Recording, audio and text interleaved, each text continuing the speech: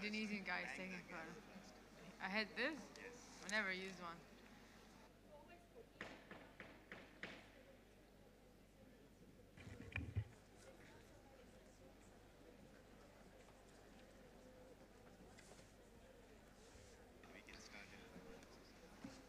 Good morning, everybody. If I can please ask everybody to be seated so we could start in 5 minutes. Thank you.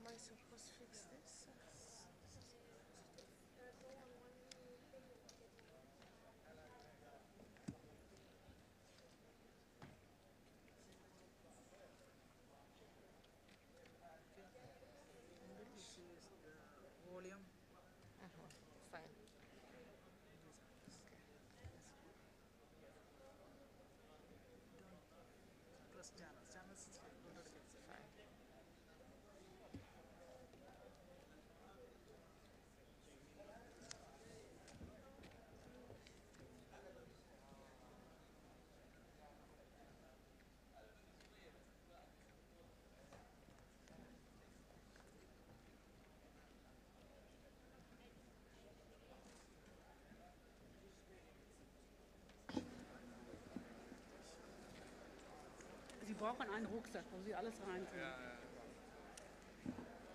Falls die eine weiße Tasche verlieren, weil ich habe die da hinten unter den Tisch gelegt, weil die liegen weit nach diesen beiden.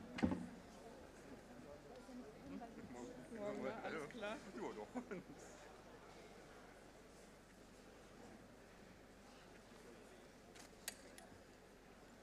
Sie schon den Bus um 7 genommen? Nee, die sind mit dem Botschafter gefahren. Also, das ist okay. Und der war in 20 Minuten da. Ich habe den Bus um 8 genommen, der braucht eine Dreiviertelstunde. Das war dann jetzt okay.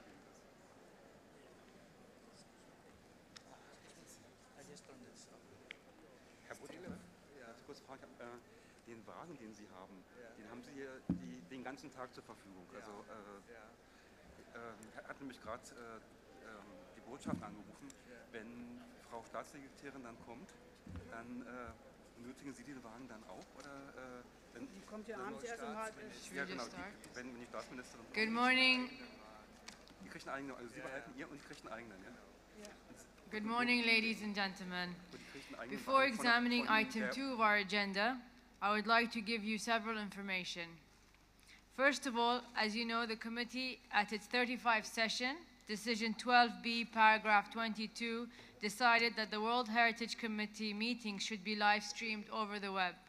Therefore, I am pleased to announce that the debates of our session will be live streamed through the address which appears on the screen now and which is also available on the website of the 38th committee.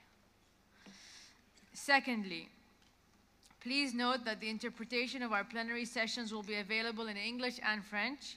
Please also note that thanks to the generosity of Qatar, interpretation will also be available in Arabic. Dear colleagues, please note also that thanks to Spain and the Russian Federation, an interpretation of delegation would like to express themselves in Spanish or Russian will be ensured. However, no interpretation from other languages will be provided in Spanish or Russian. I therefore invite the Russian, Arabic, as well as Spanish language speakers to choose in which working language, English or French, they would like to see their interventions being reflected in the summary records of the session. Your choice should be indicated orally at the time of your first intervention. It should also be transmitted in writing to the Secretariat before the end of our working session this morning. Colleagues, it is now time for us to consider the admission of observers as presented in Document 2, in accordance with Article 8 of the Rules of Procedure. For your information, this is a bilingual document. I have to ask you if you agree to the presence of these observers throughout the session. First of all, I would like to ask the Rapporteur, have you received any amendments on the draft decision proposed? Good morning, Madam Chairperson, and thank you for giving me the floor. Let me tell you that we have received no amendments for this draft resolution, so you can proceed for the adoption. Thank you. I see no objections. The participation of observer is agreed.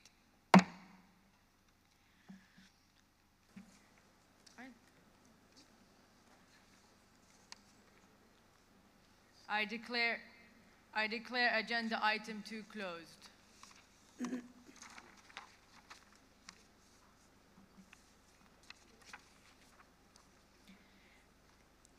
We will now move on to review the agenda and the timetable of our session, items 3A and 3B. I would like to invite Mr. Kishore Rao, Director of the World Heritage Center and Secretary of the Convention, to present the agenda and the timetable for this session as contained in document 3A Rev and 3B Rev. These documents should be read in conjunction with document INF 3A Rev, which is a provisional list of documents of our session. Mr. Rao, you have the floor. Thank you, Madam President. Excellencies, ladies and gentlemen, a very good morning to all of you and welcome to the 38th session.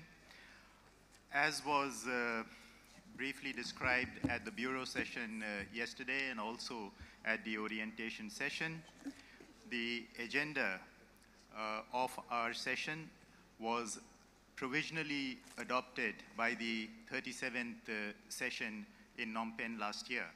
Subsequently, we had to add a couple of documents, and I will just point you to those additions. The first addition is document 5F, which is required because of an evaluation that was carried out by the Internal Oversight Service of UNESCO on the standard setting work of the culture sector of UNESCO. So we have the evaluation report and its recommendations for your considerations. We have slightly adjusted item 7. So item 7 will have an introduction on the state of conservation of World Heritage properties, including the main threats and challenges faced by these properties. So that is covered by item 7. Previously, this used to be a separate document numbered 7C, but now we have integrated it into the main item number 7. We also have a follow-up document, document 9C, which was required because the General Assembly of States Parties in November last year requested the World Heritage Committee to reconsider one of its decisions that it adopted at the 37th session. And this relates to the implementation of the recommendation of the external auditor relating to conflict of interest issues. So this item 9C will come up later in the timetable for your consideration. And Madam Chairperson, we will also introduce perhaps an additional item under other business for the consideration of the committee. As the Chairperson has already pointed out, all the list of documents, including these additional items that I just referred to, are contained in document INF 3A Rev, and you have this document with you. Let me move on now to the timetable. This timetable is, of course, the standard timetable that we normally have. It begins, working day begins with a meeting of the Bureau. We did not have a meeting of the Bureau this morning because we had an extended Bureau meeting yesterday, just before the orientation session. So normally the Bureau will meet from 8:30 to 9 every morning in the Bureau meeting room, room 104 on the first floor. And then our session here will start at 9 a.m. sharp. We go on until lunchtime, which is 1 o'clock, and the afternoon session is from 3 to 7. During the lunch break, we have provided for time for people not only to have lunch, but also to organize side events, and especially the budget working group will meet for an hour from 2 to 3. This budget working group will be set up momentarily when we come to item 12, and then it will meet from 2 to 3 for as many days as the chairperson of that budget working group may deem necessary. We also have some side events scheduled at the end of the session after 7 o'clock. And when we break during, for lunch after the end of the morning session, and when we break for the day, you will regularly get announcements on these side events, and they will be put up on the screen also for your consideration. Just take note on the timetable that on Friday, 20th of June, there will be no bureau meeting in the morning and no morning session. The bureau meeting will take place at 2:30, from 2:30 to 3 o'clock, and then the afternoon session will begin at 3 o'clock. At that time, the Director General of UNESCO will make a short intervention, and then we proceed with the business which is already there on the agenda and your timetable.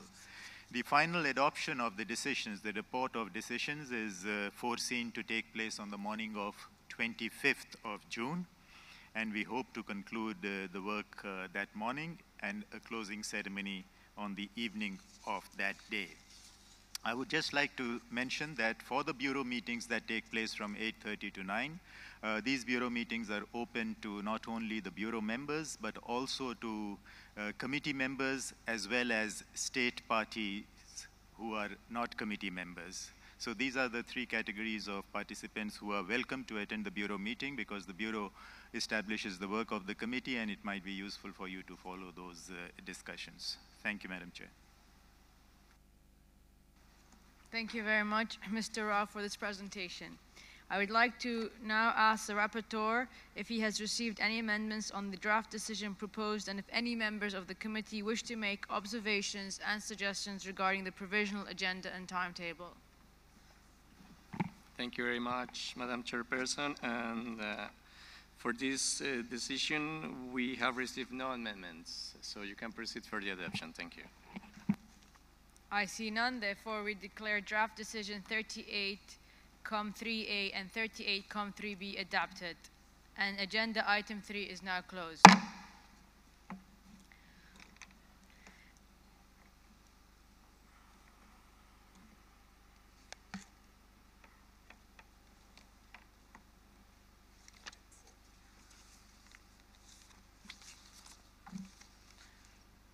So we'll now move to item 4 in our agenda.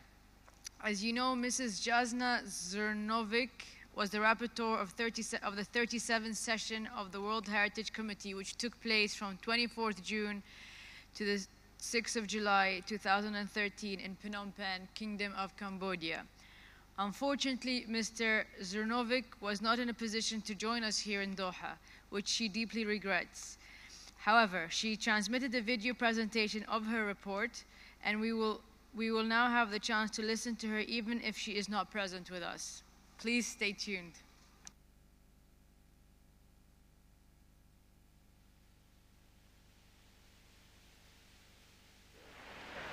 Madame la Présidente, Excellences, chers collègues, suite aux circonstances subitement survenues par rapport au changement de mon poste, je suis amenée à vous présenter mon rapport par l'intermédiaire de cette vidéo.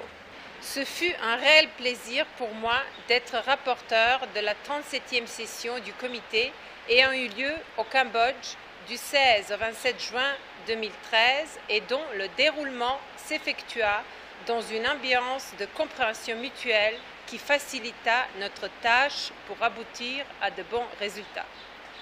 Je voudrais aussi exprimer ma reconnaissance aux membres du comité qui ont tous soutenu mon élection en tant que rapporteur de cette session.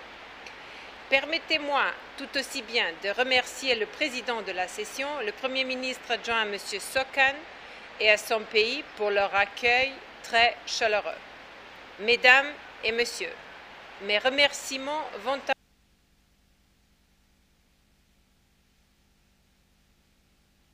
de le finaliser avec succès.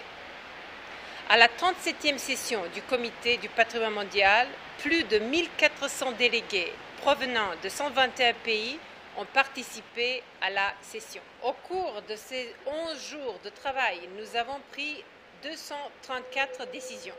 Cet énorme travail a été suivi par plus de 500 journalistes de 17 pays et c'est la deuxième fois que grâce à la transmission directe de la session par le biais d'Internet, il était possible de joindre aux quatre coins du monde tous ceux qui ne pouvaient être présents.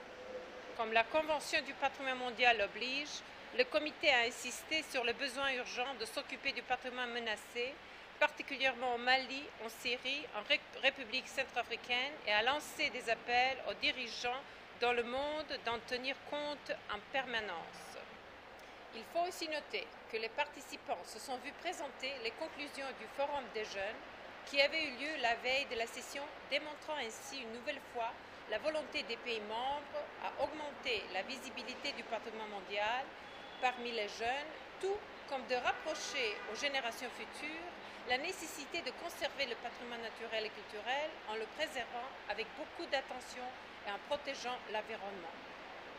Le comité a également adopté la stratégie révisée pour l'initiative Pacte pour le développement de partenariats pour le patrimoine mondial avec le secteur privé, leur mise en œuvre et leur évaluation, ainsi que le rapport sur les célébrations du 40e anniversaire de la Convention du patrimoine mondial sur le thème du rôle des communautés locales dans le cadre de la stratégie du renforcement des capacités, en demandant au centre de penser à capitaliser ces résultats. Il m'est impossible de ne pas souligner les décisions adoptées sur les résultats des activités menées par le Centre du patrimoine mondial dans la poursuite de ces 5 objectifs stratégiques, ainsi que les résultats des consultations entre les organisations consultatives à l'égard de la gestion de patrimoine culturel et naturel d'intérêt religieux, ainsi que la mise en place de la plateforme intégrale sur la biodiversité et les écosystèmes pour mieux s'en servir dans l'avenir. Il ne faut non plus négliger leur apport à la discussion sur le patrimoine mondial des peuples autochtones et l'intégrité visuelle dans le but d'en tenir compte au cours des futures révisions des orientations. Suite aux discussions menées aux sessions précédentes, après de longs débats, le comité a également décidé d'amender les articles 22.6, 22.7, 23.1 et 23.2 du règlement intérieur dans le but de pouvoir donner la parole plus facilement à l'État partie, qu'il soit membre ou pas du comité, seulement pour répondre aux questions qui lui sont posées. Le comité s'est penché également sur toutes les actions entreprises pour améliorer les processus en amont. Soulignant son importance, le comité a facilité les États parties, les organisations consultatives et le Centre du patrimoine mondial pour les projets pilotes, tout en encourageant la communauté internationale de fournir un soutien technique et financier pour les mettre en œuvre dans les États parties concernés. Mesdames et Messieurs, durant la 37e session, les 19 biens ont été inscrits sur la liste du patrimoine mondial, dont 14 culturels et 5 naturels. Le Qatar et le Fidji ont eu leur premier bien inscrit sur la liste, ce qui soutient nos efforts de voir la liste dans l'avenir plus équilibrée. Je ne pourrais aucunement conclure, Madame la Présidente, sans mentionner particulièrement et remercier vivement le secrétariat du Centre du patrimoine mondial, les organisations consultatives, tous les membres du comité, chacun des États parties, les observateurs et partenaires, les ONG et tous ceux dont le mérite a été de concourir avec succès à l'excellent aboutissement de la 37e session du Comité du patrimoine mondial. Permettez-moi de profiter de cette occasion pour adresser mes félicitations et mes bons souhaits de réussite à notre cher collègue du Colombie, M. Francisco Gutiérrez, qui a endossé le noble tâche de mener à bien la prochaine session du comité en tant que rapporteur et auquel je ne manquerai pas d'apporter toute l'aide nécessaire. Merci à tous pour votre attention. Thank you very much, Mrs. Zrnovic. At this very initial stage, please allow me to make some general announcements with the aim to guide our work and our discussions throughout the session. I would like to inform you, dear colleagues, that due to the number of items on our agenda and the time constraints, I will apply Rule 22 of the rules of procedures, which limits the time allowed to each speaker. Time for interventions will be limited to 3 minutes for committee members and 2 minutes for observers. In this regard, please note that the sound system to gauge intervention is in place and that I am, as chairperson, also empowered to interrupt any speaker exceeding the recommended time limit. Concerning the interventions by observers from the civil society and NGOs, I would like to request them, if they wish to take the floor on the same topic, to have consultation among them in order to prepare and develop a single intervention. In order to save time as much as possible, I would appeal to you, dear colleagues, not to repeat what other delegations have said or congratulatory statements. I would also request that official statements, declarations be transmitted to the Secretariat in writing as soon as they have been delivered in order to integrate them in the summary records of the session. Furthermore, I would be very grateful if we could start on time every morning at 9 a.m. and every afternoon at 3 p.m. sharp. Please note that as indicated in the timetable just adopted, the meeting of the Bureau will be held every morning as of tomorrow, Tuesday, from 8:30 to 9 a.m., except on Friday, June 20th, as previously mentioned by Mr. Rao. Day when our work will only begin in the afternoon. Therefore, the meeting of the Bureau will be convening this very day at 2:30 p.m., which is, Friday, June 20th. I would also be very grateful if you could hold bilateral discussion outside the main conference room, but not during the debates.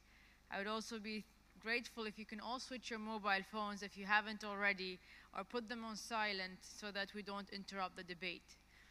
Finally, please note that no specific coffee breaks are foreseen. However, tea and coffee will be available outside the conference room throughout the whole day.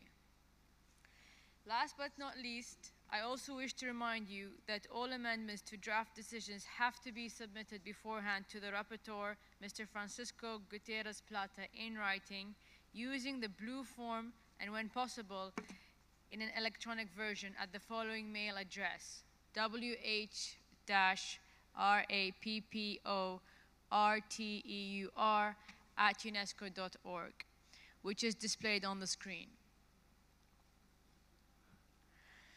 So as to also facilitate and speed up the integration of the text in the relevant draft decisions at hand for your consideration. This blue form is available in the room in both French and English, and the email address I just mentioned is written on it. Please ensure that your amendments are provided sufficiently in advance, considering that the Secretariat needs time to have them translated. I would encourage you whenever possible to submit the amendments in both languages, English and French, to speed up the process, especially for last-minute amendments. Furthermore, the Secretariat will consult each committee member delegation to get one email address to which the electronic version of the blue form can be sent for easy use. I thank you in advance for your cooperation and understanding in this regard. Now we will move on to item 12 in the agenda.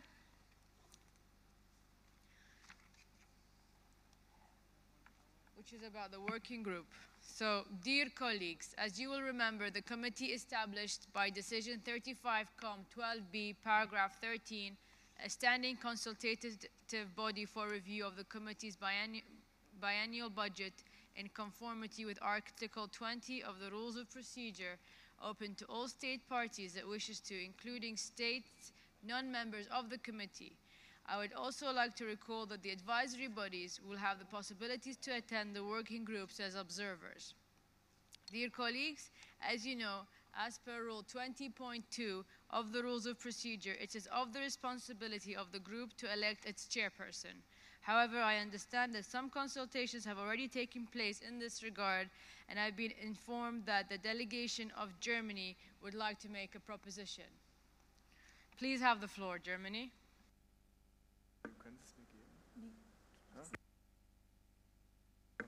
Yes, thank you, Madam Chair. We would like to propose as chairperson for this committee, budget committee, Finland, more specifically the deputy head of delegation, Minister Councillor Anne Hutamäki, who I understand is willing to take this responsibility. Thank you. Thank you very much, Germany. I will give the floor to Senegal. I think they have a comment to make. Je vous remercie, Madame la Présidente.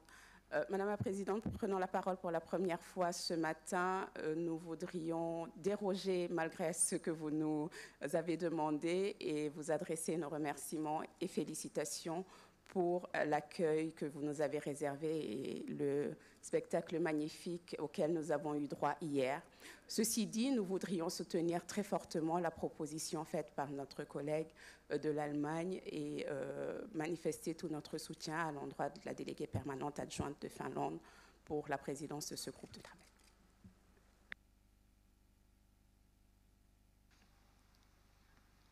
So, is there any more comments? No. So I see no objection. That is so decided. Mrs. Anne Thematic, I hope I pronounced it right, is elected chairperson of the working group. Congratulations.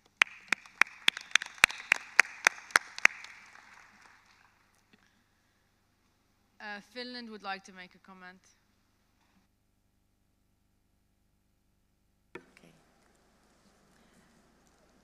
Thank you, Madam Chair. Your Excellency, Madam Chair, Excellencies, committee members and representatives from all parts of the world. As this is the first time that the delegation of Finland is taking the floor, I would like to thank Qatar for hosting the World Heritage Committee in Doha. We appreciate the warm hospitality you have shown to us. We also appreciate the most professional meeting arrangements that Qatar has provided for us in this brand new conference center. I would also like to express Finland's appreciation for the work and dedication of Your Excellency, Madam Chair, for making the committee's meeting a success under your able leadership. Thank you for inviting us to Qatar. It is a great honor that the committee members have suggested the task of chairing the budget working group for Finland's representative. I would like to thank you for your confidence. I am looking forward to working with you, representatives of all state parties. Your cooperation and insights in the budget working group will be greatly appreciated. Thank you. Thank you very much for your nice words. Dear colleagues, I would like now to give the floor to the director of the center who will briefly introduce its item. Mr. Rao, you have the floor. Thank you, Madam Chairperson. As the Chairperson has indicated, this is item 12 on your agenda. It deals with the presentation of the budget. I will briefly introduce this document, and of course a more detailed consideration of this document will take place in the budget working group which has just been constituted. The budget working group, as I mentioned, will meet in the afternoon during the lunchtime from 2 to 3, not today, starting tomorrow. So the first meeting will take place tomorrow from 2 to 3 in room number 103. That is where we would request committee members and other states parties to please come and join us to discuss this item. Very briefly, this document consists of three main parts. One is the presentation of the final accounts for the last biennium, 2012 and 13. This is the report prepared by the UNESCO Bureau of Financial Management. Then it includes a consolidated statement of allotments and expenditures for those activities that have been implemented in the last biennium, and also the implementation of the budget during the current biennium, starting from January to March 2014. This is an interim financial statement issued by the Bureau of Financial Management for your consideration. And then the last part of this document consists of modular costs of various activities that the committee decides upon. You would recall that the committee had wanted to know the cost implications of the decisions that it makes, and therefore we have presented working together with the advisory bodies, the modular costs for various activities such as monitoring missions, evaluation missions, organization of expert meetings, and so on. So the third part of this document contains those costs, and when you adopt your decisions, you will know what the financial implications of those decisions are. I may also point out that there have been some developments in relation to ensuring the sustainability of the World Heritage Fund. The General Assembly of States Parties at its last meeting in November 2013 created a sub-account of the World Heritage Fund, which is to be to which states parties could contribute on a voluntary basis in order to enhance the resources of the World Heritage Fund.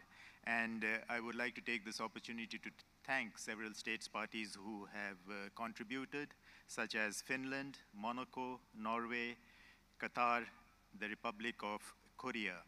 There have been other contributions also. For example, Turkey has contributed the sales proceedings of the book on World Heritage in Turkey.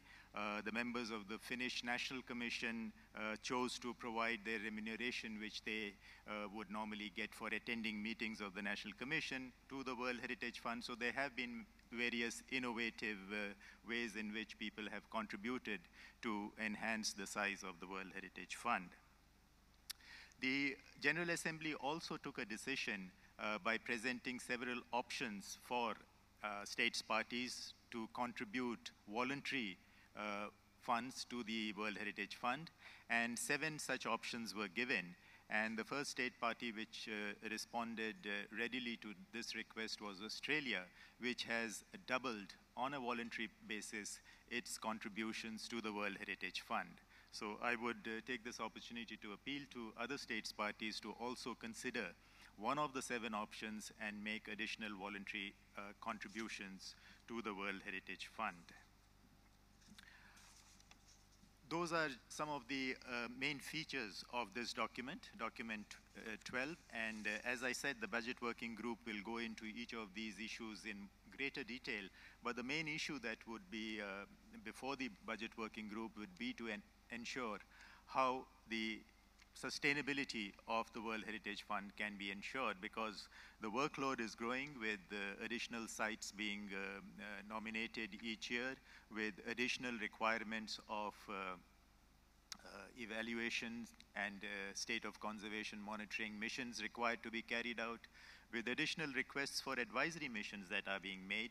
So we are presenting some options on how the fund can be made more sustainable, how its resources could be enhanced. So I would, Madam Chair, appeal through you that we would request as many states parties to participate in the meetings of the Budget Working Group.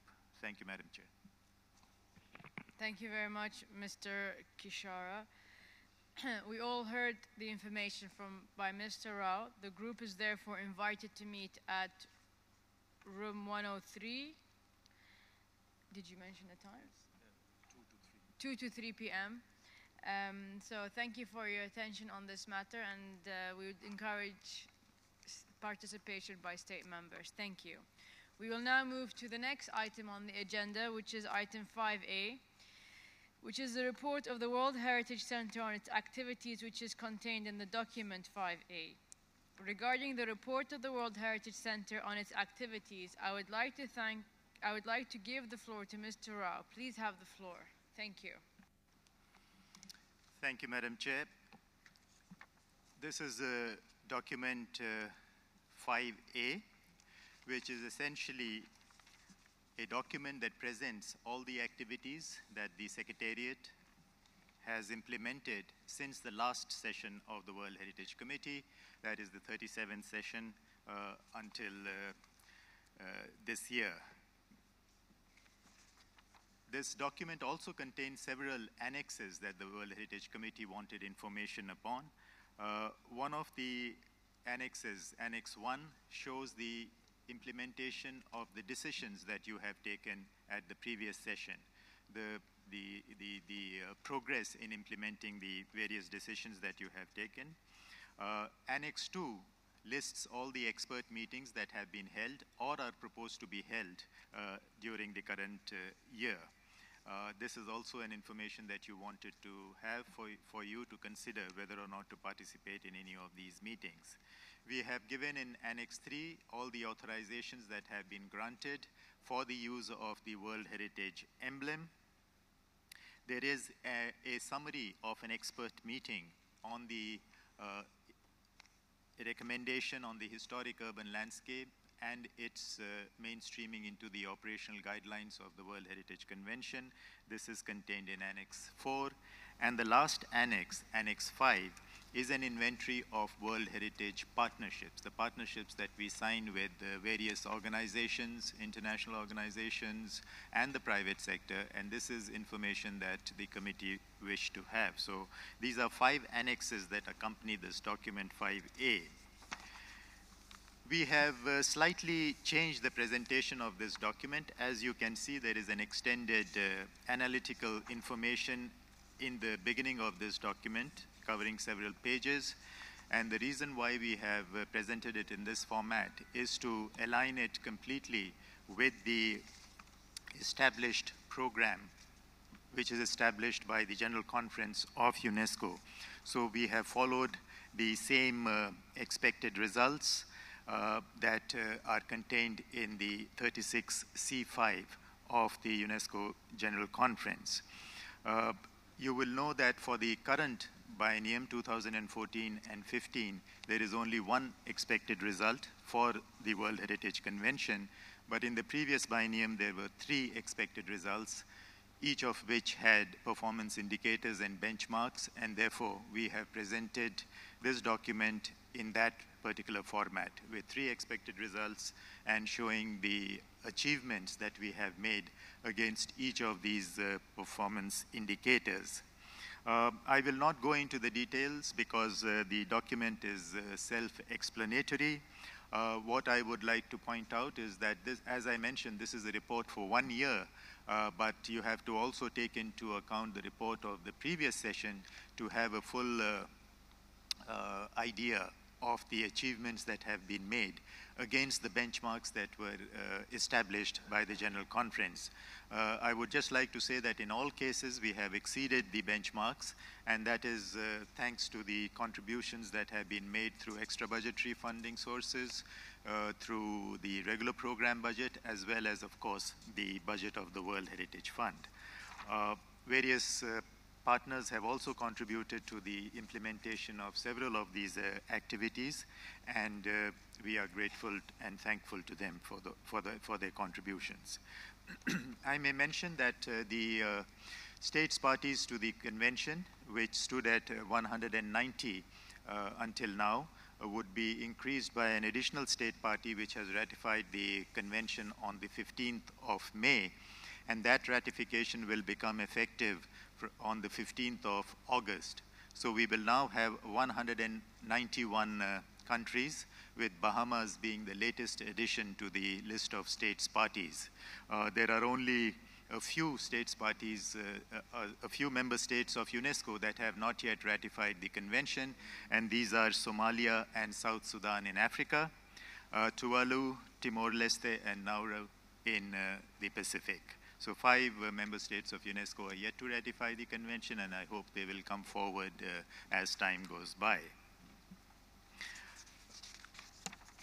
In addition to the presentation in the beginning part of this document, there is the table that follows, which gives a complete inventory of all the activities that have been implemented, and these have been categorized according to the 5 strategic objectives which you as the committee, World Heritage Committee, have established for the World Heritage Program, and this covers the 5 C's, the so-called 5 C's, the credibility, conservation, community, communications, capacity building, and community involvement. So the presentation in the table of the whole list of activities is categorized according to these 5 C's. I would like to just draw attention to one very recent meeting that was hosted by China in Huangshan by the Category 2 Center there, which deals with space technologies. This meeting took place from 26th to 30th of May 2014, and this conference was essentially aimed at exploring how space technologies could be used for planning, monitoring, and managing UNESCO designated sites, not only World Heritage properties, but also biosphere reserves and the geoparks network. The reason why I'm mentioning is because this is a new tool that is now available for contributing to not only conservation, but more sustainable management of World Heritage properties. A declaration was adopted at the end of that conference, and this is being circulated to all of you in this room, and it calls upon UNESCO governing bodies of conventions to take into account some of these recommendations that have been made at that conference. I would also like to mention that in addition to the inventory of partnerships that are included in Annex 5 of this document, there have been some recent partnerships that have been concluded.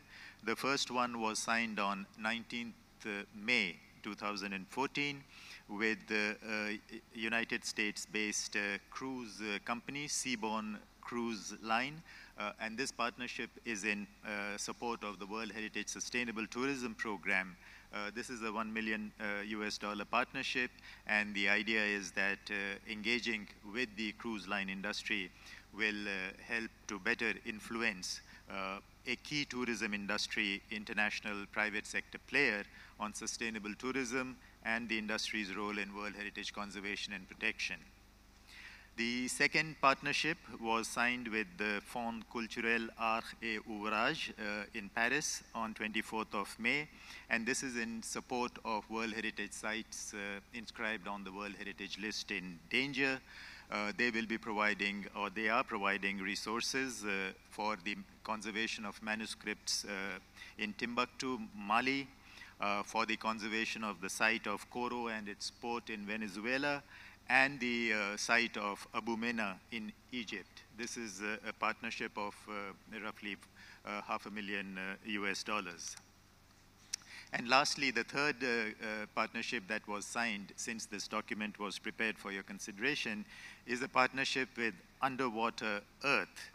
This is a non-financial partnership, but this organization has a unique technology to capture images of underwater marine World Heritage sites, which would facilitate the assessment of state of conservation of these sites, both for states parties as well as for the advisory bodies to the convention. This is a 2-year partnership. It is non-financial, as I mentioned, and provides new and invaluable tools to help in the conservation of sites.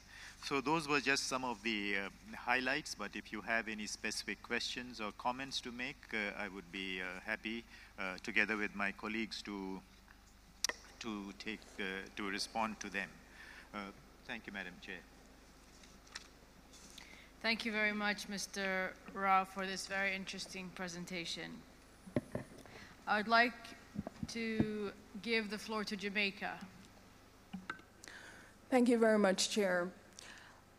If you could just indulge me for a moment on behalf of the government of Jamaica, in particular the Honorable Minister of Youth and Culture, Lisa Hanna, and the people of Jamaica, we again express our gratitude to the state parties who endorsed our membership to the World Heritage Committee.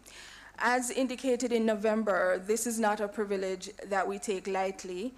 Our mandate begins at an interesting period. And certainly it speaks, for example, to the report just presented by the director. The extraordinary membership from Barbados, I believe, set the trend for small island developing states, and certainly our part that we have to play in the Caribbean. The director just spoke to the 5 C's that I think is so very important for small island developing states: credibility, conservation, capacity building, communication, and enhancing the role of communities. And I think that is especially important in this year, 2014, as we observe 2014 as a year of small island states. And it's something I just want to bring to the attention of our colleague state parties, the importance of this observation and the fact that as a region, certainly within the Caribbean, we are making every effort to be guided by the 5 C's in our own efforts to develop World Heritage programs in the region. I would just like to mention that part of the action plan for World Heritage in the Latin American and Caribbean community, 2014 to 2024, we are guided by the 5 C's. So it really is a comment, Chair, to the extraordinary work of the World Heritage Center in terms of putting together this particular initiative and, you know, kind of guiding small island developing states and defining exactly what actions and what are those areas that we should be focusing on as we try to strengthen our position in World Heritage. Thank you so much. Thank you very much. I would like to give the floor to Finland. Your Excellency, Madam Chair, Finland welcomes the Secretariat's report on its activities and would like to thank the World Heritage Center for the significant amount of work undertaking in a difficult financial situation. We would like to express our deep concern on the sustainability of funding, which has led to the structural changes and significant staff cuts that are currently taking place in the center. We recall the past requests by the committee and the General Assembly to implement recommendations of the External Auditor's report and the Strategic Action Plan that call for strengthening of natural scientific experts within the center and its regional units. The World Heritage Convention also has important links with other biodiversity conventions. The committee decision 37.5a encourages the World Heritage Center to continue its cooperation with the Biodiversity Liaison Group and to create further synergies and joint activities with the secretariats of other biodiversity-related conventions. We need natural heritage expertise in the center in order to continue this important work. Thank you very much, Madam Chair. Thank you very much, Finland. I will give the floor now to Lebanon.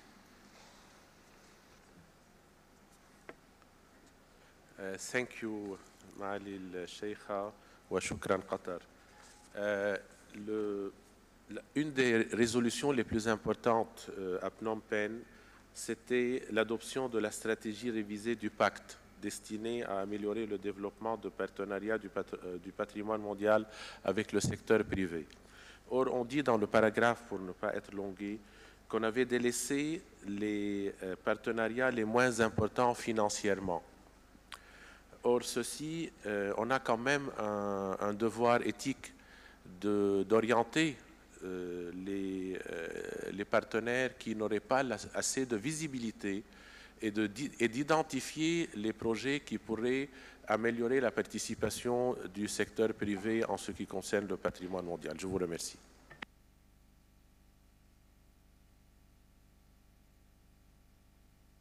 Thank you very much, Lebanon. I will now give the floor to the Philippines. Thank you, Madam Chair. Also, with your indulgence, allow me on behalf of my delegation to thank the government of Qatar for hosting this session. As a new committee member, the Philippines pledges support to you and the Bureau and seeks to work closely with all the committee members and other bodies and state parties. Our delegation wishes to highlight 2 points mentioned in the report which we believe can substantially enhance the conventions and the World Heritage Center's impact on the ground. The first is disaster risk reduction, strengthening the resilience of World Heritage sites in cooperation with local and national authorities in the wake of natural disasters and climate change. And second, promoting gender empowerment and mainstreaming in the implementation of the convention. The Philippines would be interested in seeing further work done in these areas and stands ready to share experiences in this regard. Thank you, Madam Chair. Thank you very much, Philippines. I give the floor now to Croatia. Thank you, Madam Chair. As this is the first time that Croatia has the floor, I would like to thank you, first of all, for your dedication to globally protecting culture, creativity, and world heritage. We would also like to thank the State of Qatar for its famous hospitality. And as a new member of the committee, we look forward to working in this inspiring surrounding.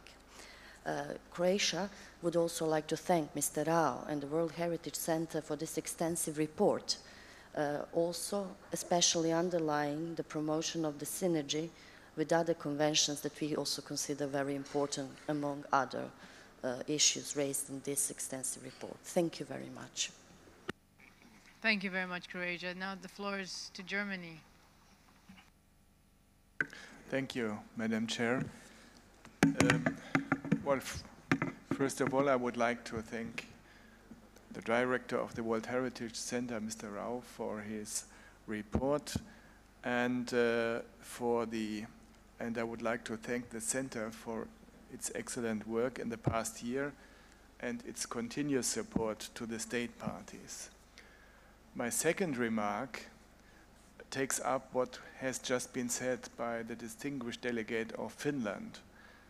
Unfortunately, the governing bodies of UNESCO did not take into account a resolution which was passed in Phnom Penh concerning the personnel and the financial situation of the World Heritage Center. Germany is aware of the extremely difficult financial situation that poses challenges to the World Heritage Center, and we are extremely concerned with regard especially to the human resource situation in the center. This restructuring described in para 7 of the document leads and has already led to a loss of personnel and especially of expertise in the natural heritage sector. Having experts on cultural and natural heritage among the center staff is of utmost importance for the performance of the center and is essential for the implementation of the convention.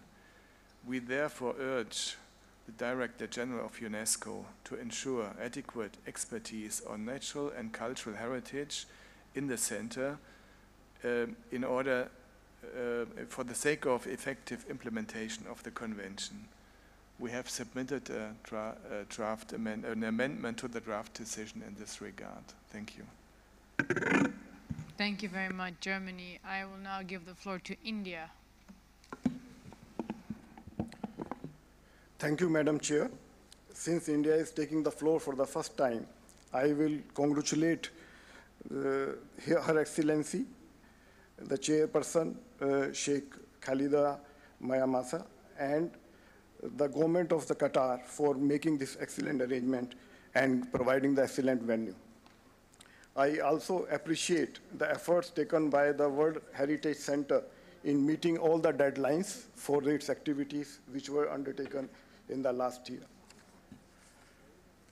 We are also very much pleased to know about the MOU with the underwater earth science, as India is particularly focusing on research in underwater archaeology in Indian Ocean now. Thank you, Madam Chair.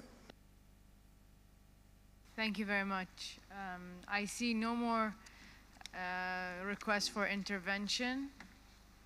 If that is the case, I'll pass the floor to Mr. Rao to answer your interventions. Thank you.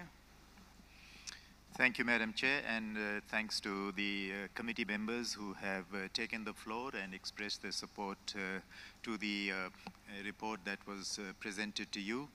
Madam Chair, some of the interventions were by way of comment, so I thank the delegates for those, and there are a couple of questions that I would like to clarify. The issue of natural heritage experts has been raised both by Finland and the distinguished delegate of Germany. It is a fact that we have progressively lost that expertise because of colleagues moving away to other positions within UNESCO or leaving the organization. And this is something that is drawing the attention of the senior management at UNESCO also, and it will be our effort to ensure that any vacant positions that are required to be filled would prioritize natural heritage experts.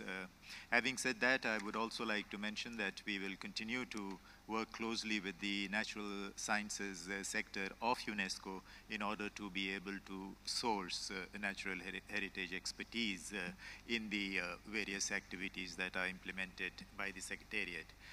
The distinguished delegate of Germany also drew attention to the fact that the position of staff that is reflected in para 7 is of concern, and I would just like to update the information in that paragraph because this was the situation at the time of writing the report, but subsequently further discussions have taken place which have led to a decision whereby against what is mentioned, we now have a total of 29 established posts, out of which 19 are professional posts and 10 general services staff positions.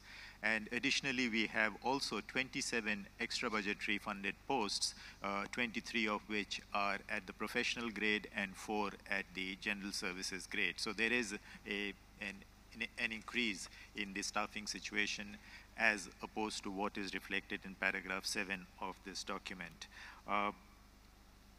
The distinguished delegate of Germany also mentioned about the reduction of resources by the General Conference and not respecting the resolution that was adopted at Phnom Penh. But in actual fact, the resources were enhanced in the resolution that was adopted, because in the previous biennium we did not have enough resources. We had only what is known as resources that are absolutely necessary for implementing statutory activities, for organizing meetings of the committee and the General Assembly. We did not have any resources for implementing activities in the field or to decentralize resources to the field offices of UNESCO. But in the current biennium, we do have additional resources for implementing activities. So there has been a slight enhancement, and I can give you the exact figures later on if you so wish. The distinguished delegate of Lebanon drew attention to partnerships, and I think this comment, while appreciating the comment, I think it is a problem of translation of the phrase moving away in English to the word délaisser in French. Which is really misleading. We are fully abiding by the recommendation of the recommendations of the external auditor and the strategic plan for partnerships, which was adopted at the last session, and we are focusing more on long-term and strategic partnerships, because short-term partnerships become very cost and staff intensive to manage, and the time that is invested by the staff is considerable. The transaction cost is very heavy, so therefore we are focusing more on long-term strategic partnerships.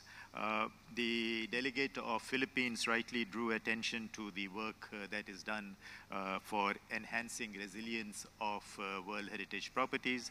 This, in fact, is a very important part of our work, and as you would have noted yesterday, because of the very generous contribution of the state of Qatar, we now have a significant amount of money to pursue that work, which is not really about responding to natural disasters and conflicts and ensuring conservation of sites, but also to be able to build capacity within countries, states, parties, to be able to enhance the preparedness, the risk preparedness of World Heritage properties, building capacity, and then of course responding when emergency situations take place, and following up with later on with restoration, recovery, and reconstruction kinds of activities. So once again, many thanks to the State of Qatar for their contribution. And as the chairperson mentioned in her address yesterday, this is an appeal to other states parties to contribute to enhancing the resources of that fund, which will contribute to disaster risk prevention and response. There was a comment also by Philippines on gender issues. We are fully conscious of this need within the World Heritage mechanisms, and as you know, gender is a global priority within UNESCO, and we have mentioned how we are trying to ensure the participation of or enhancing the participation of women in various activities that are implemented in the convention. Later this year, we will also be bringing out, the culture sector of UNESCO will be publishing a report on gender and culture, and this will have a section, a specific section, which also deals with gender and world heritage. The need to enhance cooperation through the biodiversity liaison group with other biodiversity convention was mentioned by Finland, and we have made a mention of that in the report in part 8 on page 9 of the English version of the report, which talks about synergies with other conventions, and this cooperation will continue to be further enhanced and strengthened to the extent possible. It's not only the biodiversity related conventions, but also within the culture sector of UNESCO, we are continuing to enhance our cooperation with other culture conventions, more specifically the 1970 Convention on Illicit Traffic of Cultural Properties, 1954 Hague Convention, the Underwater Culture Convention. Wherever there are synergies and opportunities for joint work, we are pursuing through what is known as the Culture Convention Liaison Group that exists within UNESCO. So, Madam Chair, I think I have covered most of the comments that have been made, and you may wish to give the floor to Turkey, who has demanded the floor. Turkey, you have the floor. Thank you very much, Madam Chair. As we also take the floor for the first time, let me, first of all, on behalf of the Turkish government and delegation, applaud the generous contribution of the brotherly government of Qatar to the World Heritage Fund. We also congratulate your chairmanship, and under your able guidance, we are confident that this conference will be very fruitful. We commend and welcome Secretariat's report on World Heritage Committee. We fully identify ourselves with the proposals of the Finnish and German delegations regarding the personnel issues and the capacity building, the secondment of experts, and greater synergy with the conventions. Madam Chairman, I'm proud to announce also, though it is a modest contribution, Turkey is committed to extending the capacity of the World Heritage Center, and as of the 1st of July this year, we're going to be sending to Paris 2 experts on secondment from Turkish government, and also as a reflection of our sensitivity on gender issues, one of these experts is going to be a lady. We hope that they will contribute for the next 2 years to the beautiful work that is being carried out by the World Heritage Center. We also would welcome if the Secretariat would make an effort on paragraph 5 of the draft decision while inviting the state parties to support the activities carried out by the World Heritage Center for implementation of the convention. Maybe an addition would further orient and harmonize the efforts, particularly through provision of natural and cultural heritage experts, along with extra budgetary financial contributions. We would be happy if the Secretariat would consider this proposal. Thank you, Mr. Chairman. Mr. Chairman. Thank you very much. Would you like to answer? Thank you, Madam Chair. Just to thank the distinguished delegate of Turkey for the generous contribution that they have made by way of seconding personnel from their agencies to work at the World Heritage Center. And I would like to take this opportunity to also thank other states parties who have regularly contributed to enhancing the staffing resources of the World Heritage Center. And I might add that this really is a two-way traffic. It not only helps to build capacity and strengthen the resources at the World Heritage Center, but we hope that the colleagues who come from different countries also carry back with them appropriate experience and skills which are useful ultimately for better conservation and management of World Heritage properties and indeed of other cultural and natural heritage properties. I would like to also at this point thank the other states parties who have contributed staff on almost a regular basis to the World Heritage Center. The Republic of Korea, Japan, Singapore is beginning to now second a person later this year. Germany has been a regular contributor, Spain and Finland. My apologies if I missed out anybody, but this would, Madam Chair, give an indication that there are a number of states parties who are seconding personnel one way or the other to the center, and we would appeal that more states parties join them in doing so. Thank you. Thank you very much.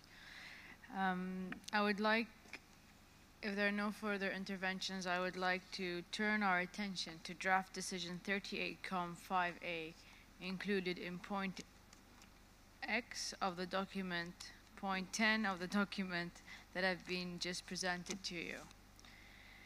I would like to ask the rapporteur if he has received any amendments on the draft decision proposed and if any members of the committee wish to make observations and suggestions. Thank you. Rapporteur. Thank you very much, Madam Chairperson. And for this draft resolution, we have received an amendment from Germany, which is supposed to be the new paragraph 4, and it is on the screen as it follows. So Germany is proposing takes notes with concern of the restructuring of the World Heritage Center and urge the Director General of UNESCO to ensure adequate expertise on natural and cultural heritage in the World Heritage Center. And in this regard, if you allow me, Madam Chairperson, I think that regarding the amendment of the proposed amendment coming from the delegation of Turkey, I think this amendment is also covering or is in the same spirit. So if the delegation of Turkey could be in favor of simplifying the text, I think that both amendments could be covered by this new paragraph 4 proposed by Germany. And this is the only amendment we have received for this draft resolution, Madam Chairperson. Thank you very much. Are there any interventions with regards to the draft decision 38-5A?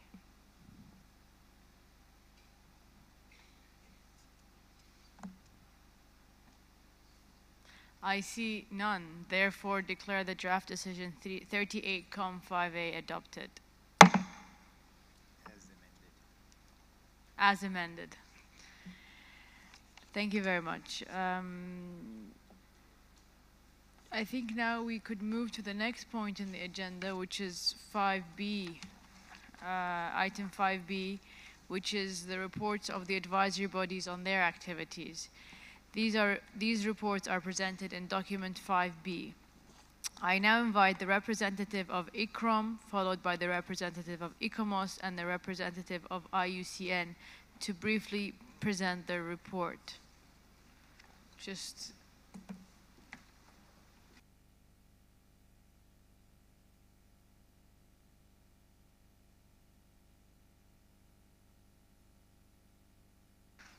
So I will give the floor to ICROM. Thank you very much. Thank you, Your Excellency.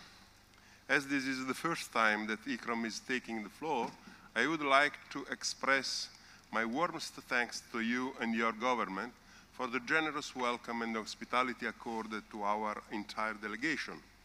Your Excellency, ICROM is pleased to have the opportunity to say a few words about its activity in the past year in favor of the World Heritage Convention. As an advisory body, ICROM is involved in many convention activities that can be seen in document 5B. I am particularly pleased to reiterate ICROM's commitment to its role as a focal point for capacity building activities within the convention. The capacity building program began in 2012 in partnership with ICUN, ICOMOS and World Heritage Center, has begun to achieve some concrete results, as you will hear in the report of its implementation under item 6 of your agenda. I would like to take this opportunity to single out the government of Switzerland for its support over the past 5 years, and I would like to mention that we are currently in discussion with the German government. But given the need for enhanced capacity throughout the system, I would ask state parties with an interest in capacity building to join with ICROM, the other advisory bodies and other partners to give us the means to develop more and better activities at both regional and international levels. Of course, the capacity building developed within the framework of the World Heritage Convention benefits not only World Heritage properties, but a much wider range of cultural heritage. In this respect, I would like to call the attention of the committee to the ATAR program, an ICROM capacity building program here in the Arab States region, based in Sharjah, United Arab Emirates. This program has been in operation now for 10 years and is aimed at improving the conditions for conservation, not only of World Heritage properties, but also a much wider range of immovable, movable, tangible and intangible heritage. I call your attention to an exhibit on the ATAR program in the exhibition space of this conference center, as well as a side event on ATAR during the lunch break at 13:15 in the advisory body space in the room 232. Finally, I would call the attention of the committee to the progress on the scoping study for the policy guidelines that last year the committee asked ICROM to carry out for delivery in 2015. While we have initiated the discussions with the other advisory bodies and the World Heritage Center and have begun some basic research using interns, we would remind committee members that the work on the scoping study can only be completed properly if the necessary extra budgetary funds are committed as per decision 37-13.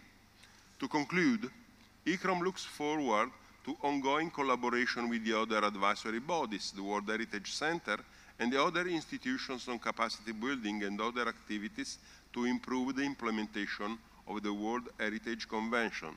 Thank you for your kind attention.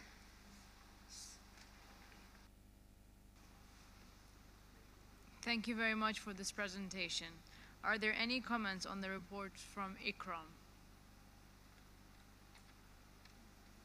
I see none. Thank you very much.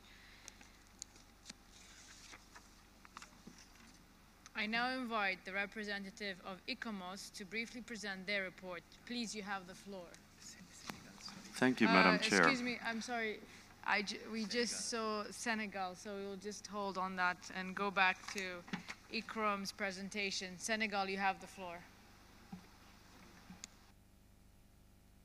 Merci Madame la Présidente. Nous remercions et félicitons l'ICROM pour la qualité de son document.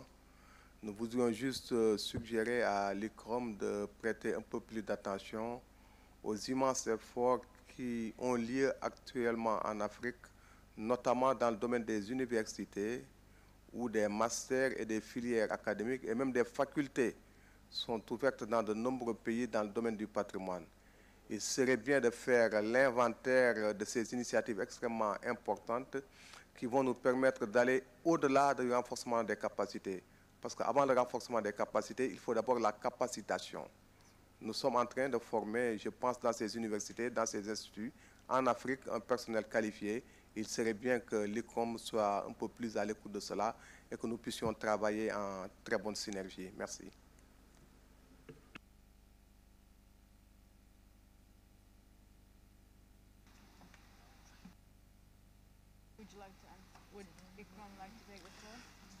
Oui, je remercie Monsieur le délégué du Sénégal pour nous avoir rappelé que le besoin de formation en Afrique, c'est évidemment très grand.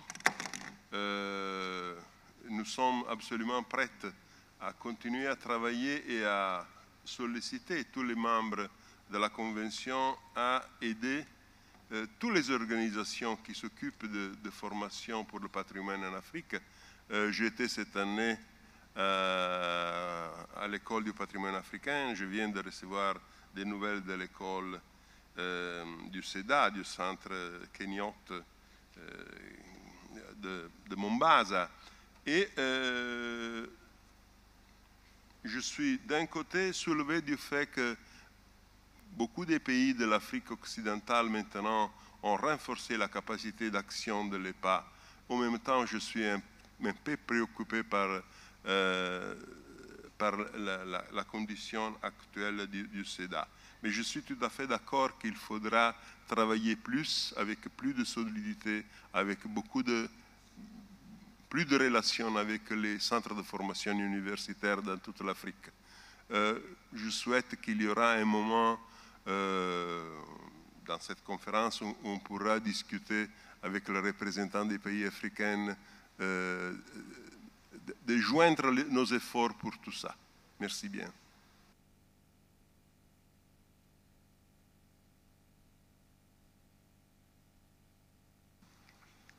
Thank you very much. Unless there is any other member state that would like to come with an intervention, we will now move to the presentation from ICOMOS. Thank you very much, Madam Chair. On behalf of the ICOMOS delegation and of our many members dispersed here among the National Committee delegations and observers, I want to express, like others have already, our deep appreciation to the government of Qatar, and in particular to Your Excellency and to His Excellency Sheikh Abdullah bin Nasser bin Khalifa Al Thani for organizing and hosting this 38th meeting of the World Heritage Committee, and for the continuing generosity of Qatar in supporting the cultural heritage of our planet through their exemplary leadership in the World Heritage Convention. As we have done since the genesis of the convention, this year again, ICOMOS has endeavored to use the totality of our resources to provide the committee with the best and most professional advice regarding the new nominations to be considered by the committee, as well as all the other issues concerning the conservation and protection of heritage properties already inscribed in the World Heritage List. I would be remiss if I were not to thank our loyal staff and advisors, as well as the hundreds of members of ICOMOS throughout the world who contribute to meeting our World Heritage responsibilities. We remind the committee, as we do every year, that ICOMOS uses professional expertise from all pertinent disciplines and from cultural regions that are relevant to each nomination and to each property. This is a substantial voluntary contribution to the work beyond the financial resources provided to us by the World Heritage Center and the committee, and it exceeds hundreds of thousands of euros, and they're part of our voluntary contribution. We're happy to provide this assistance, and ICOMOS remains committed to the aims of the convention, even though it signifies a considerable demand on our ever more scarce financial resources. We have responded to questions about our processes and have provided information about our World Heritage Panel on our website, and will present an overview of our working methods later in this session. Over the past year, ICOMOS has had the privilege to participate in many key activities in various parts of the world that were focused on advancing the aims of the convention, and we thank states parties and World Heritage partners for these activities. We have also worked closely with other advisory bodies on a number of new initiatives that will be the subject of side events during this session. We hope that many of you will attend these and thank IUCN and ICRAM for their collaboration. ICOMOS remains committed to the expanding trend for increased and more direct downstream, midstream, and upstream assistance by the advisory bodies to the state parties in the development of robust nominations, in addressing issues about the state of conservation, as well as in the development of tentative lists, including what we envision in the future as a possibility for providing early determinations of outstanding universal value for potential sites to be nominated. The only limitations in our engaging more effectively with you in doing this are financial in nature, and for that reason, ICOMOS is currently searching for solutions on how to overcome these obstacles. In other words, we want to place all of our resources at your service. ICOMOS also feels it is important to express that while we remain unwaveringly committed to the existing processes of the Convention, the main overarching objective of our mission is the protection of all the heritage resources in every country and in every cultural context, and not only for World Heritage properties.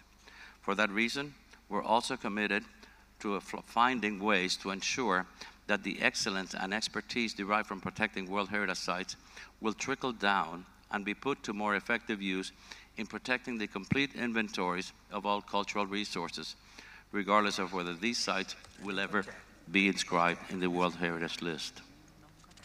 Likewise, ICOMOS welcomes and celebrates the increasing concern within the World Heritage context for protecting the intangible cultural and social attributes that give life and meaning to the tangible elements of heritage sites, an area that has become a major interest for ICOMOS. In this sense, I would like to thank the government of Japan and ICOMOS Japan for providing scholarly forums for studying the convergence of tangible and intangible heritage and how their protection and management may be seamlessly integrated. Some of you may recall that 2 years ago at the Looking Forward meeting at UNESCO in Paris, ICOMOS stated its commitment to work in open cooperation with states parties in these as well as many other initiatives. I assure you that today our commitment to do so is stronger than ever. As I have stated in years past, ICOMOS knows that over the next few days the committee will not always agree with our advice. We consider these differences to be a normal aspect of our relationship with you as professional advisors in accordance with the framework established by the operational guidelines and the rules of procedure. Nevertheless, ICOMOS hopes that through greater interaction, these differences will diminish and perhaps even disappear in the future. In this regard, we welcome the procedure to allow the chair to invite states parties to comment on state of conservation and nomination matters, and hope that this will improve the constructive character of our dialogue and improve the quality of the decisions taken. We welcome the opportunities to work with the World Heritage Committee and all states parties here in Doha, and do so in the spirit of mutual respect and professionalism. Thank you. Thank you very much for this fruitful presentation. Are there any comments on the report from ICOMOS? Jamaica. Thank you, Chair. I would just like to refer to paragraph 26 of the presentation just made. We're a little bit concerned about the statement made here that nominations are becoming increasingly complex, and this is sometimes at the expense of clarity or coherence of the dossiers, and some nominations could benefit from a longer preparation time.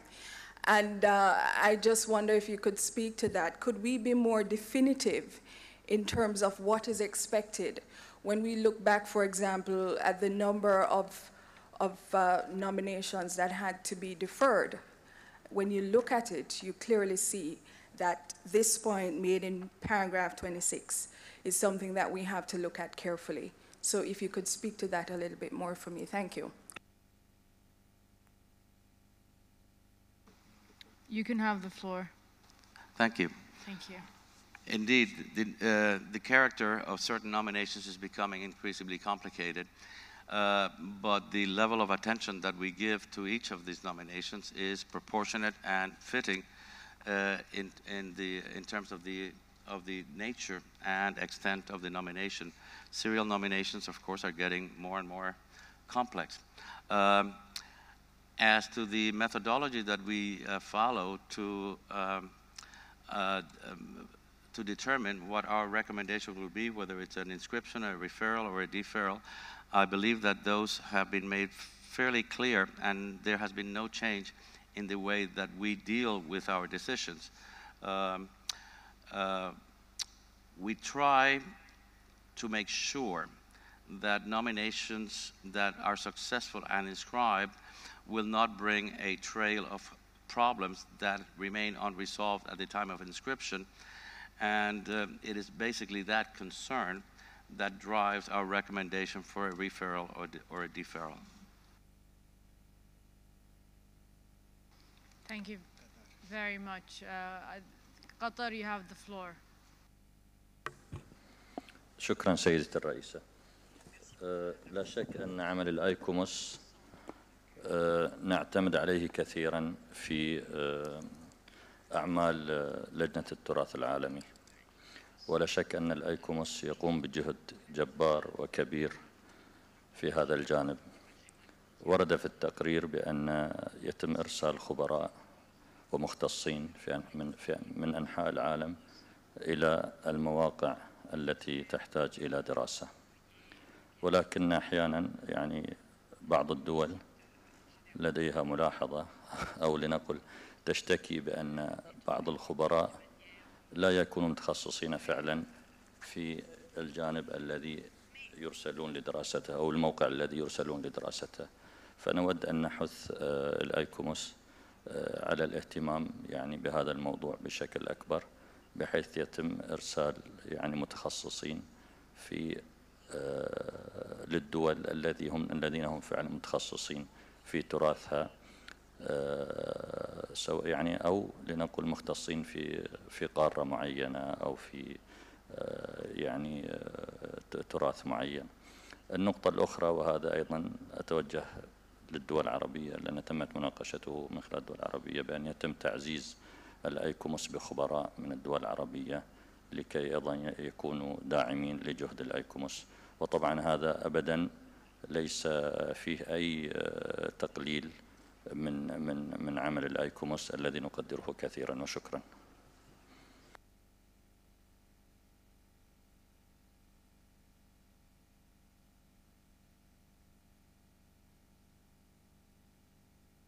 Thank you. Qatar, ICOMOS.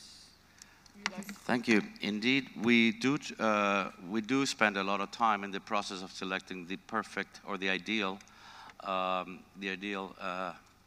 expert to send to each of these sites, and we do make an effort in every case to identify experts from the region so that they not only know about World Heritage conservation principles, but also about the cultural context in which they're working, so that we don't impose external models in regions where they do not belong.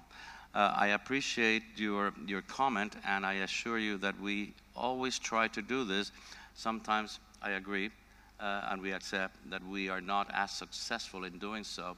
But this is precisely why we need a much stronger dialogue and very open dialogue with the states parties, so that we may avoid these pitfalls in the future. Thank you.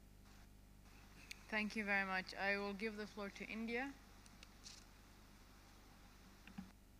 Thank you, Chairperson. India has always been very concerned about ICOMOS using regional experts for their evaluation. And I'm actually very, pleased to inform that specifically for India in the last 2 years, this gap is being covered now. Of course, what we are still concerned about is to what level the comments of these regional experts are finally incorporated in the evaluation. That is one point. And also we would like ICOMOS to review its working methods, because we feel there is a limitation when the field expert visits and he specifically asked not to look at the outstanding universal value. And we feel when the desktop review comes and the field report and they are joined together, there is an inconsistency there. So we would like ICOMOS to review that working method. Thank you. ICOMOS, I will give you the floor. Thank you, Madam Chair. Indeed, ICOMOS is always trying to improve the way that we work, and we are aware of the apparent contradictions that sometimes exist. the determination of outstanding universal value is something that is extremely complex, I assure you, and we feel that it should not lay in the responsibility of any one individual person. The mission experts are welcome to contribute their opinion on the outstanding universal value, but and we do take into consideration what they say, but we also have to, and what they write to us in their reports, but we also we go to many other sources, and the process of determination of what the advice of ICOMOS will be regarding each nomination is far more complex than a simple mission. So that's my answer. Again, if you would like to engage with us in suggesting ways that we could improve this, we would welcome any time that you would like to approach our delegation here or in any other forum. Thank you very much for your recommendations.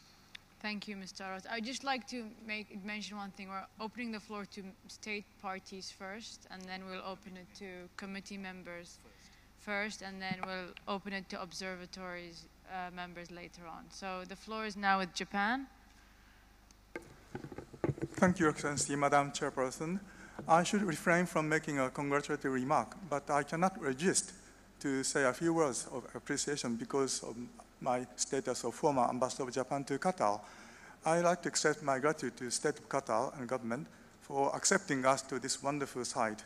And I attended many important conferences such as UNCTAD, UPU, COP18, and WISE, and all of them are a big success. I know your hospitality and capability, and especially under your chairmanship, Madam, Your Excellency Chair Mayasa, I'm sure this conference will be a success like other important meetings that Qatar hosted before. Actually, concerning ICOMOS, we highly value the activity and role that ICOMOS play. We are tasking a very complex and important work to the ICOMOS, and there are a lot of difficulties.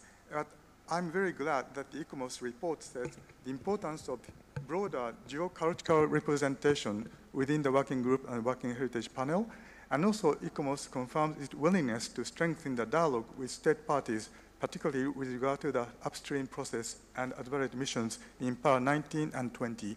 These things are very encouraging, and we are very willing to continue our cooperation with ICOMOS. And on that matter, one suggestion is that ICOMOS should be able to use the ICOMOS expertise of member countries in various areas.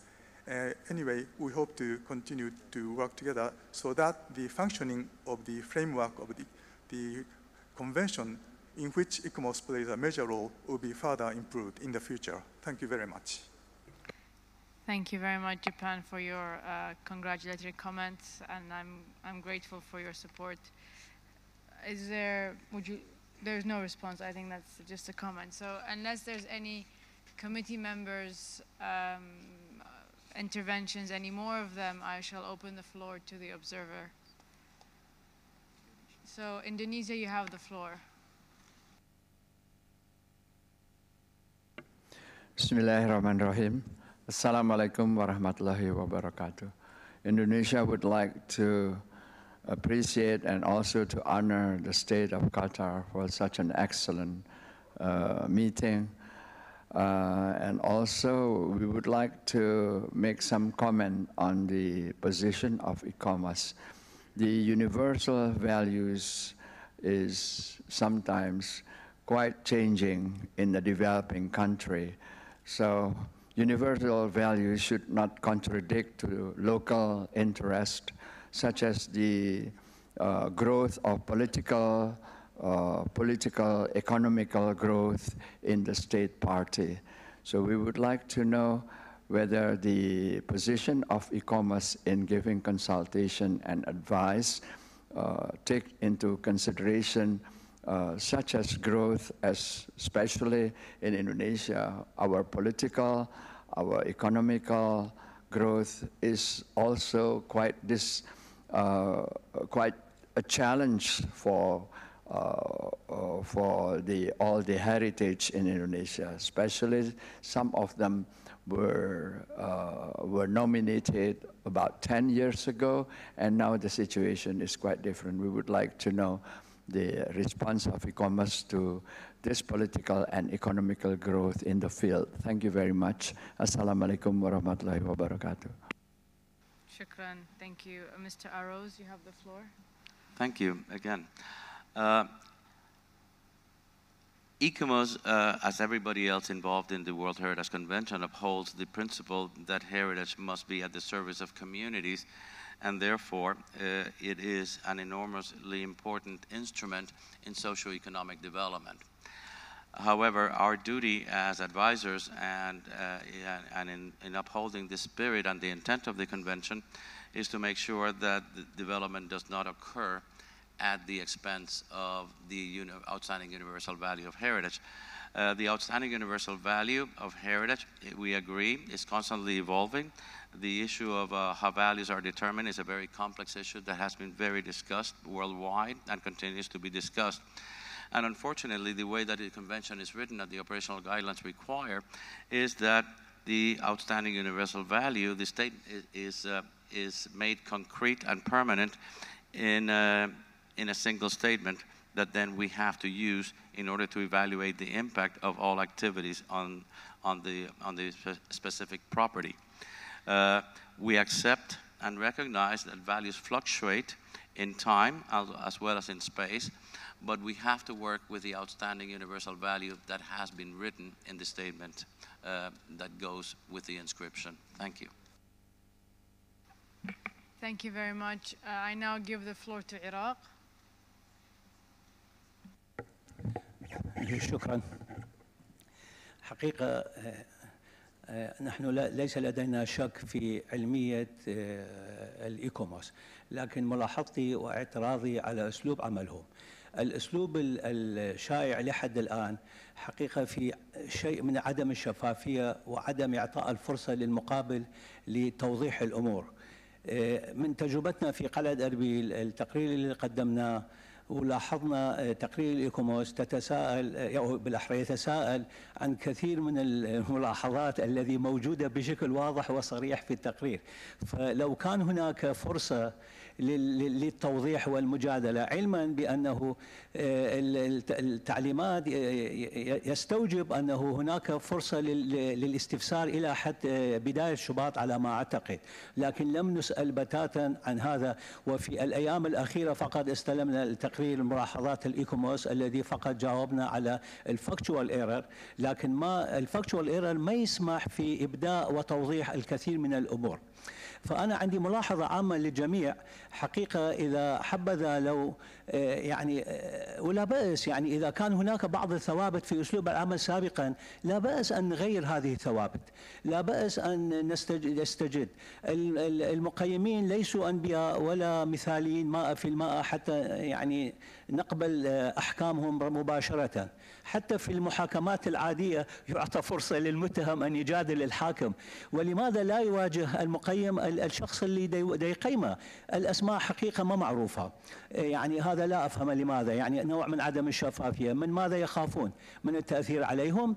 إذا كان الإنسان هو علمي وتقييمه صحيح وواضح مفروض يواجه المقابل ويقول هذا تقييمي وهذا ملاحظتي، والمقابل من الممكن أن يوضح الأمور. فحقيقة هذا ملاحظة نهائية يمكن ينطبق على جميع الحالات، واحتمال بعض القرارات تتغير نتيجة لأخذ هذه الملاحظة بنظر الاعتبار. وشكرا جزيلا.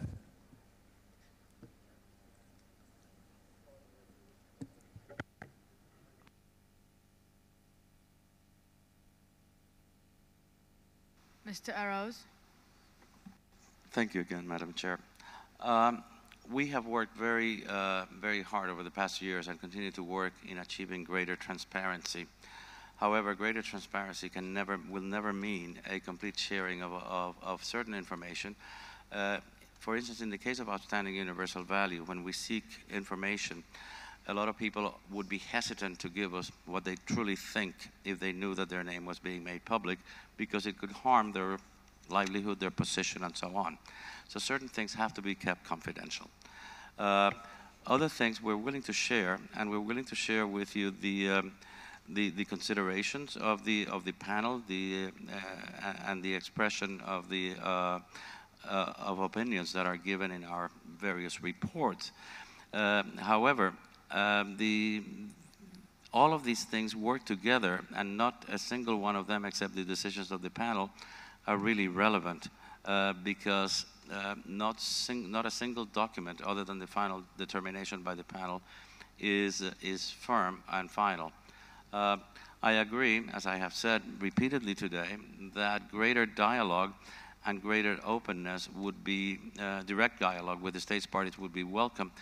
There are also dates that are established not by us, but by the procedures, and we have to abide by the rules that you give us. It's your game, and you also must remember that what we provide you is advice. It's not our decision. The decision which we respect and accept and uphold is that of the committee. So in that respect, we give you the best possible advice, and if you feel that it's flawed, please let us know. And if you disagree with it, which is entirely within the right of all, we abide by it. It's okay. Thank you very much, Mr. Arroz. Are there any more interventions? I see none. I therefore will now invite the representative of the IUCN, Mrs. Lefebvre, to take the floor on this subject. Thank you very much. Thank you very much, Madam Chairperson. As Director General of IUCN, I'm very pleased to be present with the IUCN delegation and thank the Qatari authorities for their gracious hospitality as host of this important meeting. IUCN regards World Heritage as of utmost importance to all our work. World Heritage sites have an iconic status as the beacons of conservation globally. IUCN is proud to have supported this convention throughout its history, and as many of you know, IUCN had a central role with UNESCO in the 1960s to bring the convention into being. This year has been particularly significant for us. We are launching the new IUCN World Heritage Outlook website, where the conservation prospects for every one of the 222 natural and mixed World Heritage sites will be assessed for the first time. The IUCN World Heritage Outlook aims to stimulate action on the ground through IUCN's members, partners, and experts. We think you will find the Outlook useful and will welcome your thoughts on how to develop it further. We invite you to attend the launch event at the side event today, starting at 1:45. We have also undertaken a major independent evaluation of our work on World Heritage. The evaluation is publicly available, and the link is in paragraph 44 of IUCN's report in item 5B. The evaluation tells us that many things are working well with our program and that the convention has the potential to contribute more to global conservation. But to be fully effective, the convention and our work needs to change. I will refer to three major points from this evaluation. Firstly, the convention will only retain its value to conservation if it maintains its credibility. Thus, the committee has to ensure its decisions are of an irreproachable technical quality. We have heard clearly that part of the means to achieve this quality is to ensure that the work of the advisory bodies is transparent and our relationship with states parties on nominations and monitoring issues is strong and collegiate. These are goals we all share, but we need to get beyond general agreement on principles to action. For this reason, we would like to invite a small group of interested states parties to IUCN's headquarters to discuss this issue further. We also think now is the time to formalize the upstream process in the operational guidelines and to strengthen the position of civil society in the convention. Secondly, the workload associated with this convention is clearly unsustainable. The evaluation made the startling finding that the workload pressure is the worst encountered in 16 years of evaluating IUCN programs. And this was an evaluation that was undertaken before the current and very serious budget situation in UNESCO. We believe that the root cause of this issue is the annual rhythm of the World Heritage Committee. This leaves no time for states parties to follow up on decisions of the committee, no time for dialogue in the evaluation process, inadequate time to prepare and read committee papers. And it results in an unacceptable human cost on the professional staff of the convention. IUCN considers that the World Heritage Convention would be much more effective at delivering action on the ground if this committee met only once every 2 years, like many of the other international conventions do. I appreciate that this is a provocative point, but we firmly believe this is a key issue that demands attention and decisive action. Lastly, the evaluation emphasized that much more needs to be done on the relationship between World Heritage and development. We cannot compromise on the central task of the convention to protect outstanding universal values. And we must retain the leadership that this convention provides on the no-go commitment for extractive industry in World Heritage sites. But we do not yet have adequate measures to secure positive results for people in and around World Heritage sites. As Director General, I assure you that for IUCN, conservation must contribute to human well-being. We look forward to discussing this point with you during this meeting. All of these points will be raised at the IUCN World Parks Congress to be held in Sydney this November. This is a major meeting that IUCN sponsors every 10 years. I'm grateful for the Director General of UNESCO that she has accepted an invitation to participate, and we do hope to see many of you there. In closing, I wish to thank the committee, the states parties, and all of the stakeholders in World Heritage, including our partners in UNESCO, IUCN's own World Heritage team, and the other advisory bodies for the exceptional commitment I have witnessed in their work and in many of the World Heritage sites that I've had the privilege to visit. With reform, I believe this exceptional convention that IUCN helped to create can retain its credibility and go from strength to strength. Thank you, Madam Chairperson. Thank you very much for this very interesting presentation. Are there any comments or interventions on the report made by the IUCN?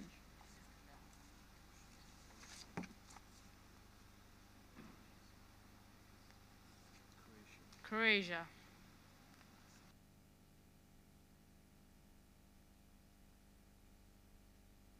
Thank you. Thank you, Mrs. Chair.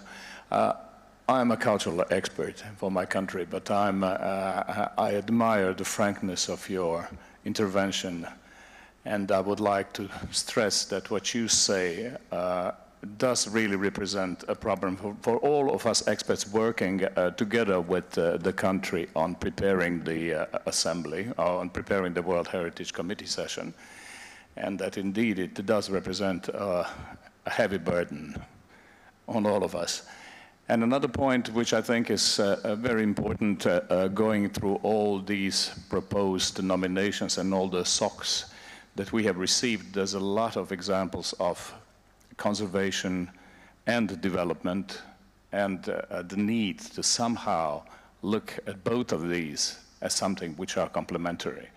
It's very difficult to tell the difference, to tell where the line divides the conservation and the human well-being, like you well said, but it's an important fact and an important issue. Thank you very much. Thank you very much. Is there a response to that? I give the floor to IUCN before. Thank you very much. I just would like to say I will be giving many more details on our recommendations at our side event, and I just would like to say that in our views, culture and the cultural and the natural issues are very, very closely linked. So you may be a cultural expert, but I know you also care about nature, which is our life support. Thank you. Thank you very much. I will now give the floor to the Philippines. Thank you, Madam Chair. My delegation thanks IUCN for its candid presentation. However, we'd like to welcome particularly para 43 in IUCN's report on its proactive programs of support of state parties in its advisory capacity, such as strengthening IUCN's regional capacity and diversity in its secretariat and network, and working on the benefits of World Heritage Sites, providing to local communities and indigenous peoples. We think, my delegation is of the view that this is precisely this progressive and proactive approach which we need to further cultivate. Thank you, Madam Chair. Thank you very much. I now give the floor to Germany. Thank you, Madam Chair, and thank you to the advisory bodies for their comprehensive reports and the hard and successful work during the last year. And this relates not only to IUCN, but also to ICOMOS and ICROM. And thanks you, Director General IUCN, for your very clear message. We would like to comment only on one point, although there might be much more to comment on, and this is the Conservation Outlook Assessment. And we're happy to hear more at the site event about this. But we think that the Conservation Outlook Assessment, although not being a statutory process of the World Heritage Convention, but we feel that this process can help to achieve a broader-based input in the implementation of the convention. And that is exactly needed in times of scarce resources everywhere. So I have two questions to IUCN. If you receive whatever information through this process is, what are you doing with this? How does the committee get to know this information? And how do you think that this assessment can help the convention itself? We as Germany think that the Conservation Outlook Assessment is beneficial in two ways. It creates a broader awareness on World Heritage properties. We are communication tools. I think this is what we are sometimes missing. And there's one point more. And contrary to what we'll see tomorrow on the discussion on 7A and 7B, where we talk about a lot of negative developments, a lot of negative things like threats and adverse developments, the Conservation Outlook Assessment looks to what is well managed and highlights the well-managed sites. And I think this is essentially what we also need to do. We need to celebrate success and highlight benefits. And I'm happy to say that Germany is currently funding a project with IUCN on better assessing and methodology, developing a methodology to assessing benefits. And I hope that we can bring all together this work on benefits of sites forward. And I think that links exactly to development and to local communities in this regard. Thank you. Thank you very much, Germany. IUCN, you have the floor. Thank you very much. First of all, I think in this time of budgetary constraints, all of us have the responsibility to look for additional sources of funding. And so we did manage to convince an excellent foundation, the MAVA Foundation, to fund the Outlook. And I think this is, and thanks to Germany also for helping with this. I do want to make the point that we're looking at all of the sites, the good ones and the ones that need a little bit of help. And then, of course, needing help, we'll find the way to do the help. But let me turn over, if you don't mind, Madam Chairperson, to Mr. Badman, who is the director of our World Heritage Program, to give a more technical response than a poor Director General can do. Thank you. With your permission, Chairperson, so there was a technical question about the relationship between World Heritage Outlook and the statutory processes of the Convention, notably the reactive monitoring process. And we'll be able to take a longer discussion on all of these points at the side event at lunchtime. But in essence, we will keep a clear separation between the work that we're doing with Outlook, which is trying to engage across the large membership and union of IUCN. We have 10,000 experts, 1,000 NGO members, more or less 100 state members, who all could be working and engaging much more on the World Heritage Convention, and we want a tool which will reach out to the union of IUCN. But where we find new information that's relevant to the work of the committee, what we will do is transfer that in the normal manner to the UNESCO World Heritage Center, and then to follow up in the way that the states parties and the convention is used to, through letter, and then to consider whether a state of conservation report could be introduced.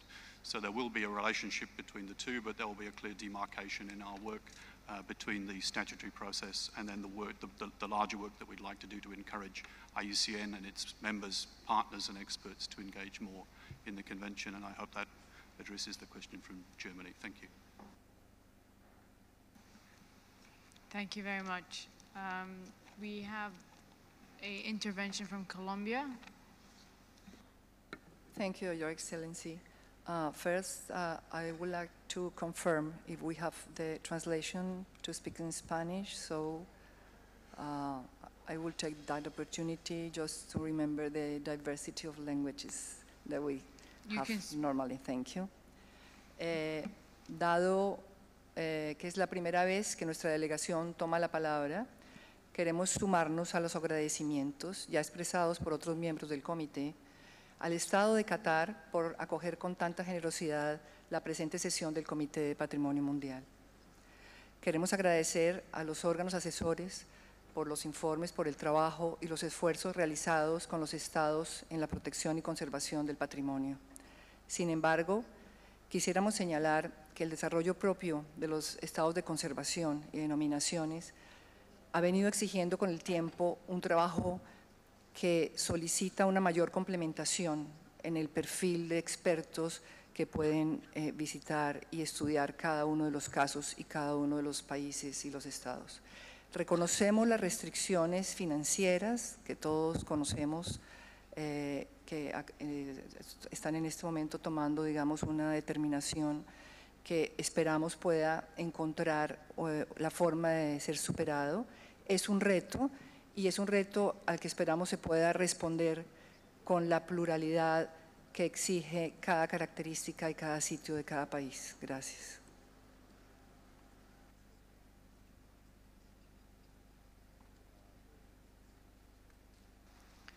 Thank you very much. I will now give the floor to Qatar. Thank you, Madam Chair. First, let me congratulate IUCN for launching their website. You mentioned ensuring World Heritage to more wider for conservation and sustainable development. In which way, in which sense, and which are the tools or measures or steps that you're taking to ensure these development are taking place? Thank you. You have the floor, IUCN. So thanks for the question. In fact, we'll intervene a little more on this under item 5D, which is the sustainable development item. But to summarize, one of the clear conclusions of the evaluation, and this was really a strong feedback from the many stakeholders who were interviewed by the people that undertook the evaluation, is that we've not got either the clear policy framework in IUCN nor all of the approaches that are needed to really make a strong relationship between World Heritage Sites and the goal of sustainable development. And there is some degree of confusion, one could say, about the approaches that have been very clear of the World Heritage Committee, in which IUCN supports to very particular types of industrial activity, and then the broader need to engage with communities. So what's been recommended is essentially, firstly, to do a process of policy development, and what we're very keen to see happen at this committee and through the next year is to have much more exchange with states parties, but also NGO representatives and civil society representatives to understand what are the expectations that you would have of IUCN to consider issues of development. I would suggest there are a couple of key areas there. One is that there's a need to connect the work of World Heritage Sites to wider landscapes, that we have a very great limitation of what we can achieve for communities if we only focus on the boundary of the World Heritage Site. So we need to consider the role of buffer zones and the role of connectivity as one key issue.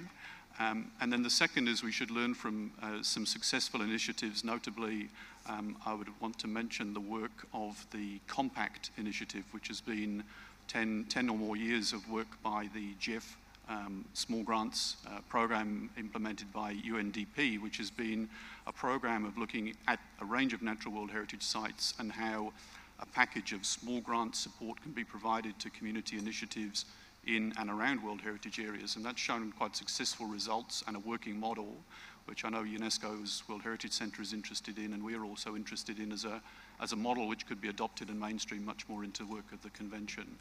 But I'd not like to presuppose what the right answers are. We'd very much like to have your input, and please come to the delegation with your thoughts, but those would be a few of the lines of work, and we would hope to come next year when we expect the sustainable development policy to be discussed substantively at the committee, having done a period of reflection on what IUCN itself should bring to that issue. I hope that addresses the question. Thank you very much. I give the floor to Senegal.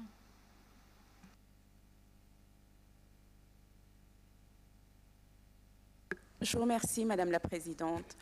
Madame la Présidente, à ce stade, nous voudrions faire quelques remarques globales, remercier les intervenants de l'ICROM, de l'ICOMOS et de l'UICN.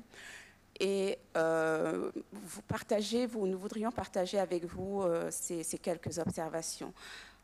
En réalité, nous nous sommes rendus compte, en écoutant les distingués délégués qui se sont exprimés, que les questions récurrentes du dialogue avec les États, des ressources humaines adéquates, de la charge de travail qui s'accroît et parfois même de la question de la mise à disposition des experts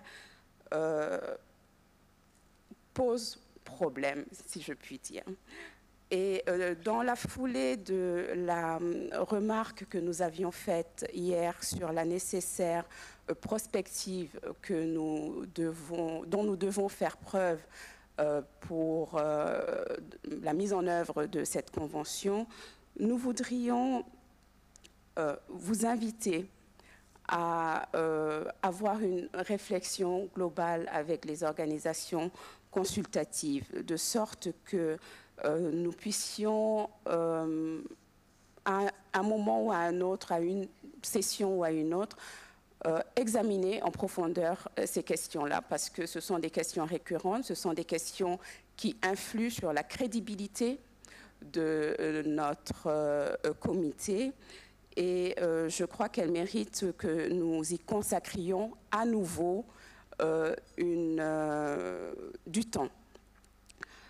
Dans cette perspective, j'entendais la déléguée de l'UICN et là, je partage à chaud, j'allais dire, ce que m'inspire sa réflexion. Elle disait tantôt que le rythme annuel de nos réunions pouvait être préjudiciable à la qualité, si j'ai bien compris, du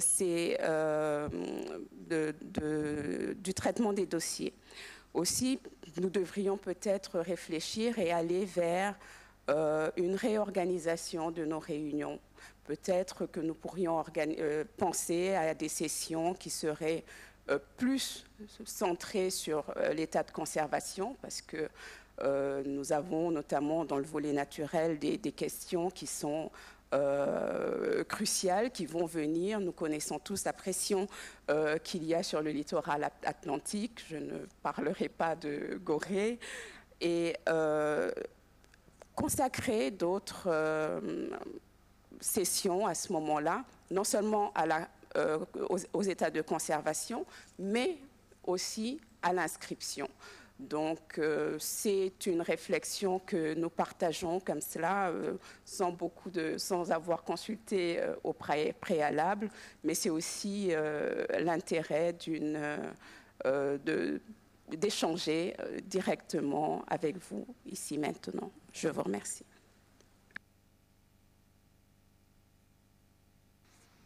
Thank you very much. IUCN, would you like to make a comment, please? Thank you.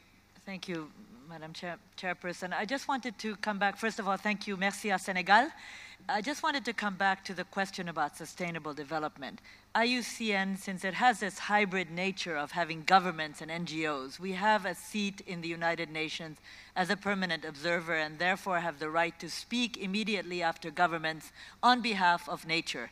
And we have been very active in influencing the Sustainable Development Goals, which, as you know, are being worked on now. And I believe that we can be optimistic that there will be a goal in the group of Sustainable Development Goals which demonstrates the services that we all receive, we human beings receive from nature, ecosystem services, as a separate goal. I think that will help a great deal in this convention also looking at the at the absolute links between World Heritage Sites and development. And we perhaps haven't done enough on that, but I don't think it's too late. So we look forward very much to working with states parties and all our members in defining exactly now how we do that. Thank you very much. Thank you very much. I give the floor now to Vietnam. Merci Madame la Présidente. Donc le Vietnam se joint à d'autres délégations pour exprimer les remerciements à l'État hôte pour la qualité de l'organisation de cette conférence. Et nous avons juste une remarque à faire concernant le rapport, la méthode de travail de l'IUCN. Donc le Vietnam, je voudrais remercier l'IUCN pour avoir fait beaucoup d'efforts et beaucoup de travail dans l'aide aux pays en voie de développement. Nous soulignons ici l'importance du processus en amont. Je souligne le processus en amont qui a permis au Vietnam d'appliquer ce processus dans les nominations, dans les préparations de propositions d'inscription. Et je pense que cette méthode a permis au pays d'économiser en temps et en expertise et en monnaie aussi. Donc nous apprécions hautement cette méthode de dialogue et de préparation en amont qui a fourni un très bon succès, une très bonne qualité dans la préparation de dossiers d'inscription. Merci, Madame la Présidente.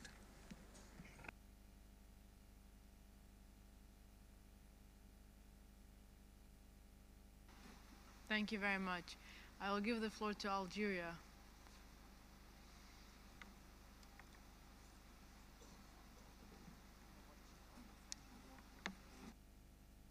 Merci Madame la Présidente. Je ne peux commencer mon temps de parole sans remercier l'État du Qatar pour leur chaleureux accueil et la bonne organisation de la conférence. Je voudrais aussi remercier les organisations consultatives pour le travail considérable qu'ils font, pour leur soutien, également dans des situations que nous traversons qui parfois sont très difficiles. Et je voudrais revenir donc à votre développement, l'UICN, et au plan de charge que vous avez évoqué. Il est évident que la charge est très importante au vu de l'intérêt croissant des États à l'inscription des sites et à la reconnaissance de leurs sites au niveau mondial. Ce qui fait que la Convention arrive bientôt à son 1000e site. Donc nous sommes dans une situation où la qualité prime. Et je pense que vous n'êtes pas en perte de qualité. Cependant, je voudrais tout de même relever certaines questions que nous avons constatées dans les rapports qui nous parviennent, que ce soit sur l'état de conservation ou sur les propositions d'inscription. Il y a parfois des rapports d'expertise dans lesquels on trouve certaines contradictions. C'est-à-dire que l'expert est confronté à des situations qui dénotent son hésitation. Son hésitation peut être par manque d'informations supplémentaires, peut-être aussi par une certaine méconnaissance des sites qu'il a à traiter et qui ont leurs particularités et aussi leur exceptionnalité si elles venaient à être confirmées. Même par la pratique de la comparaison, qui est l'un des piliers de la valeur universelle exceptionnelle, il se trouve confronté à ces hésitations qui ressortent dans les rapports et que nous relevons à chaque fois au sein de comités et qui font polémique. Donc cette situation est réelle et nous devons nous pencher sur ces questions. Pour le plan de charge, nous en convenons. Cette situation qui est liée également au temps accordé à l'évaluation et aussi à l'évaluation, que ce soit pour l'inscription ou que ce soit pour la conservation, est importante. Nous l'avons un peu réglée par le biais de l'exigence aux États membres de ne pas présenter de sites pendant leur mandat. Donc nous avons un peu apaisé cette charge. elle est aussi amoindrie aussi pour le secrétariat, dont on ne parle pas et qui souffre de ces questions. Peut-être devions-nous revenir également à cette question d'étudier le nombre de dossiers à fournir. Nous l'avons déjà fait, mais nous pourrions y revenir. Et cette question de la transparence, du débat, du dialogue avec les États parties se pose à chaque fois. Elle est récurrente et nous a amené à modifier le règlement intérieur pour donner la parole aux États parties lorsqu'ils présentent des dossiers, que ce soit des dossiers d'inscription ou des dossiers pour l'état de conservation. Ce qui alourdit les séances du comité. Aussi, nous pensons qu'il faut revoir l'espace-temps qui est accordé à l'inscription, aux propositions d'inscription, peut-être le revoir, l'étudier et prendre un espace-temps, non pas à compter de la publication des décisions, mais un espace-temps avant la publication des décisions, c'est-à-dire lorsque le panel prend sa décision, l'État partie devrait en être informé et dialoguer avant que les décisions soient publiées et où il est très difficile de revenir sur ces questions. Voilà notre proposition finale et je vous remercie.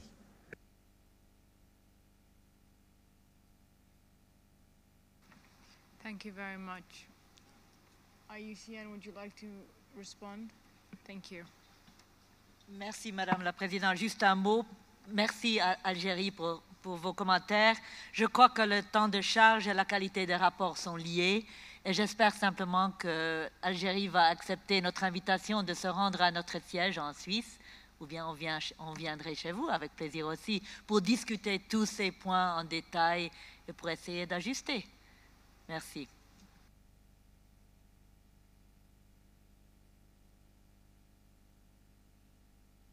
Thank you very much. I will now open the floor to the observer status member states.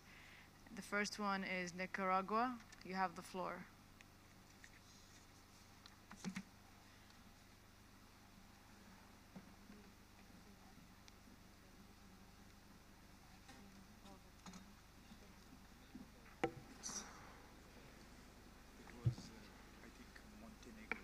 All right, I apologize. I'm told it's Montenegro, not Nicaragua, who wanted the floor. Montenegro, you have the floor.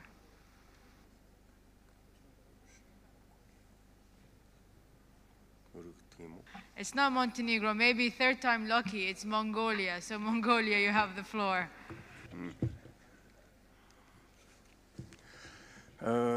First of all, I thank Qatar's authorities for receiving this meeting.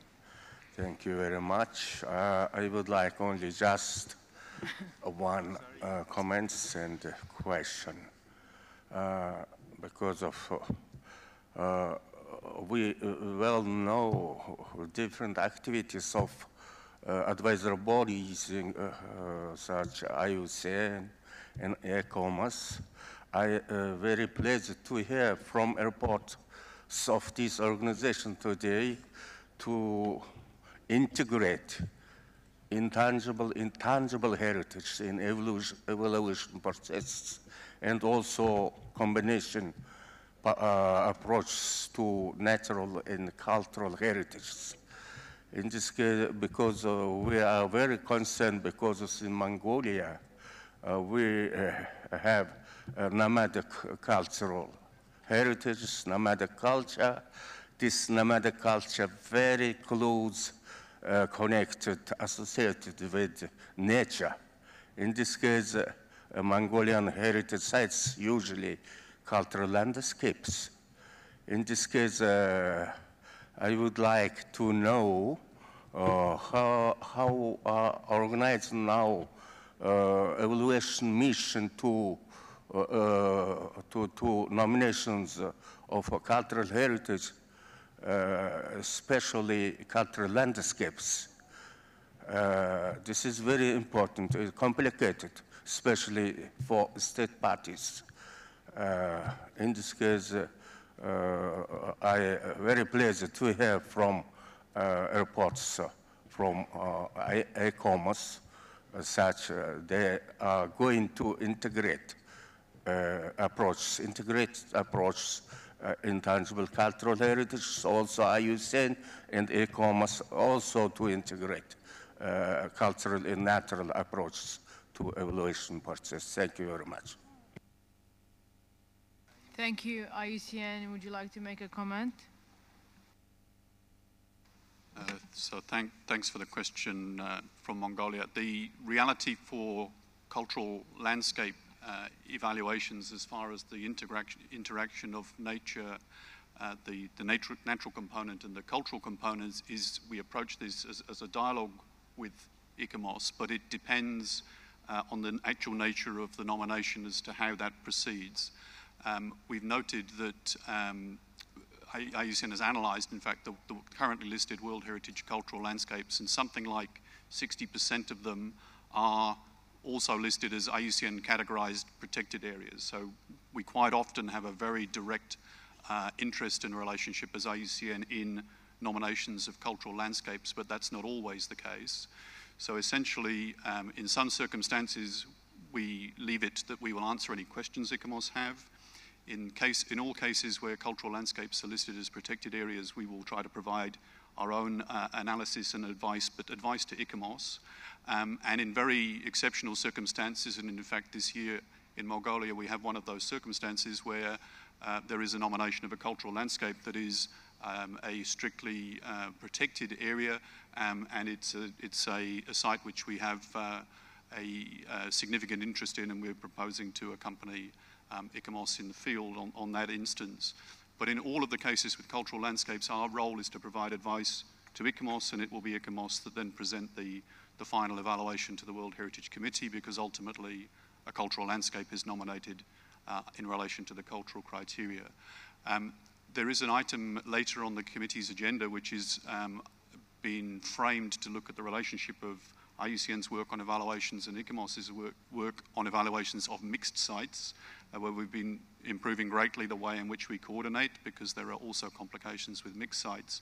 And I think with cultural landscapes, we're also greatly increasing the cooperation, but it's a slightly more complicated way of working because of the diversity of cultural landscape nominations. I hope that addresses the question, and we'd be very pleased to speak bilaterally with you on the mission which is foreseen for this year. Thank you, Chair. Thank you very much. We have one more intervention, which is Indonesia. You have the floor. Bismillahirrahmanirrahim. Assalamualaikum warahmatullahi wabarakatuh. We would like to congratulate IUCN for an excellent report. We would like to have a more elaborative explanation about independence evaluation that has got something to do with credibility, as well as the integration with the Sustainable Development Goal. That's number one. Number two, we would like to congratulate on the launching of the website. And another thing is about the time constraint that you suggest to have once every 2 years. Could you explain what is actually the mechanistic difficulties on this? Indonesia would like to have a continuous monitoring evaluation as a partnership with IUCN, with the World Heritage Center, e-commerce, and also the other parties, so that we are going to have this partnership as a means to protect and to keep the value. Thank you very much. Assalamualaikum. Thank you very much, Indonesia. IUCN, you have the floor. Thank you very much. First of all, on the independence, we are absolutely committed to that, and our panel is an independent panel, and each of the missions that goes out to evaluate either the state of conservation or new nominations is totally independent, and we do our best to find the best expertise for each of the issues. I think on the time constraints, we just feel like and I've heard this from many people sitting in this room, it's not such a creative idea. We feel like this particular convention forces the states parties and the advisory bodies to be on a very, very fast train. We cannot do our work as thoroughly as we could do if we had a bit more time, both on the upstream process, and I hear the congratulations from Vietnam, for example, that has worked very well on the upstream process, and then the dialogue and the discussions with the nominating parties after the report is submitted. As my colleague from ICOMOS said, there are timelines that are actually given to us by you. So there's very little time between the time that our recommendations, which are only recommendations in good faith, based on good science as far as we're concerned, but there's very little time between those being made public and a dialogue, a meaningful dialogue with the states parties and with other partners.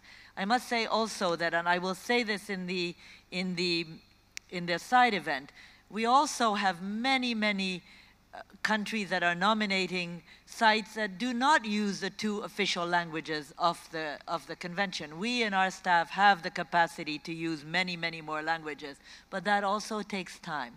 So we feel that this recommendation is a practical one. Most of the large environmental conventions, and there are more than 500 multilateral environmental agreements, have these kinds of meetings every 2 or 3 years. So this, we thought, was just a practical suggestion that would increase the quality of our work, and that's what we all want. Thank you. Thank you very much. Are there any more interventions? Okay, I see no more interventions, so we'll move on in our agenda. But I would like to remind you that we are also invited to adopt the draft decision 38, COM 5B, included in point 4 of the document you have in front of you. I would like to ask the rapporteur if he has received any amendments on the draft decision proposed, and if any members of the committee wish to make observations and suggestions. Rapporteur, you have the floor. Thank you very much, Madam Chairperson. And for this draft resolution, we have received no amendments, so you can proceed for the adoption. Thank you. Thank you very much. I now declare the draft decision 38, COM 5B adopted as amended.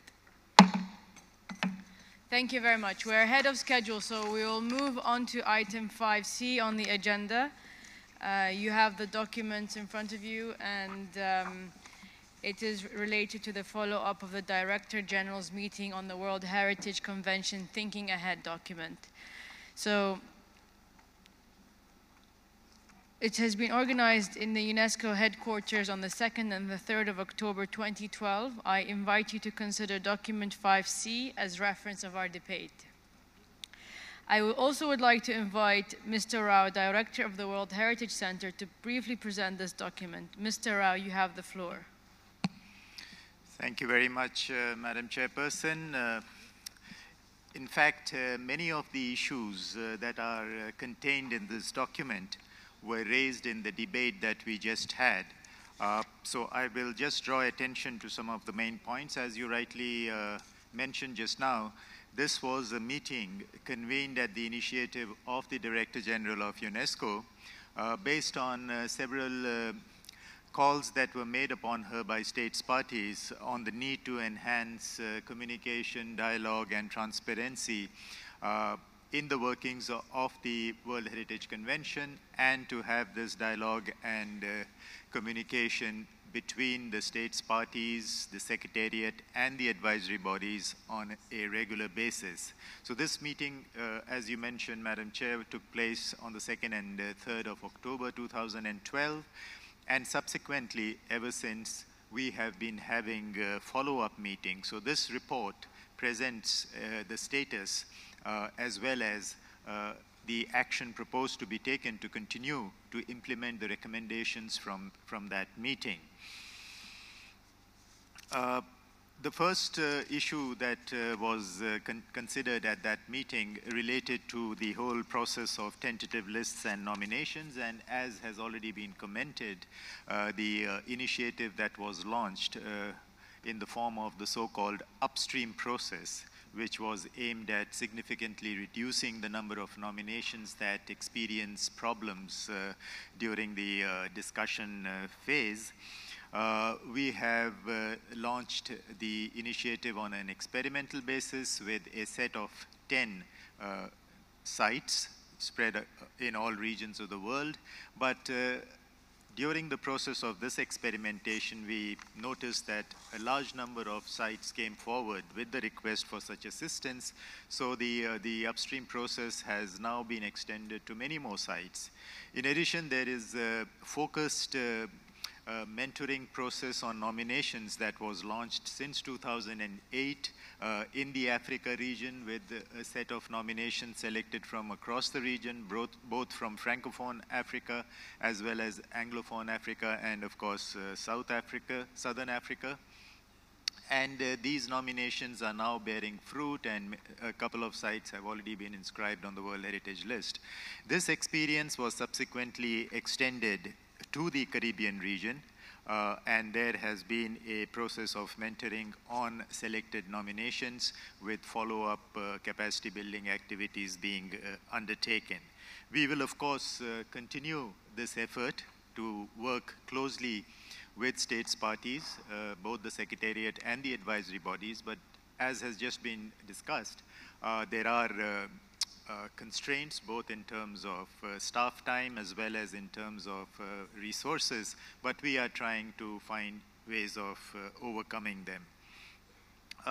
The issue of timelines has also been raised just now, whether or not there is enough timeline in the evaluation process of nominations to be able to have this effective dialogue and exchange of views on different nominations. So this is an aspect that again needs to be considered. We have a separate document later in the timetable dealing with the upstream process where we will again raise the issue of timeline, so I will not go into more detail on that count. The next major part of this Thinking Ahead meeting was in relation to state of conservation of sites. And a number of steps have been taken to enhance, again, dialogue and communication, the whole practice of advisory missions to be able to work with states parties to avoid activities, projects, and developments that would adversely impact on the state of conservation of World Heritage Sites is now being institutionalized through the mechanism of advisory missions. And in fact, for a couple of sites, there have been intensive dialogue that has been ongoing, for example, in Australia, in Panama, and many other sites where there has been this collaborative working arrangement put in place through the process of advisory missions and frequent meetings.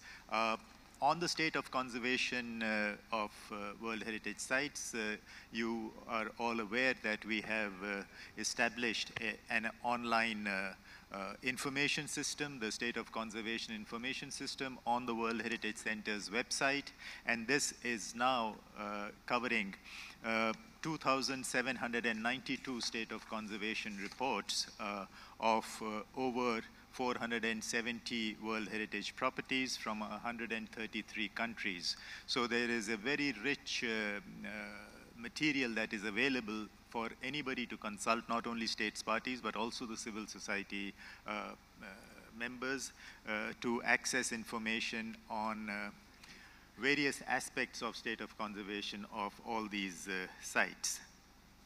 We have also now institutionalized the need to fact-check information that the Secretariat receives on threats to World Heritage properties.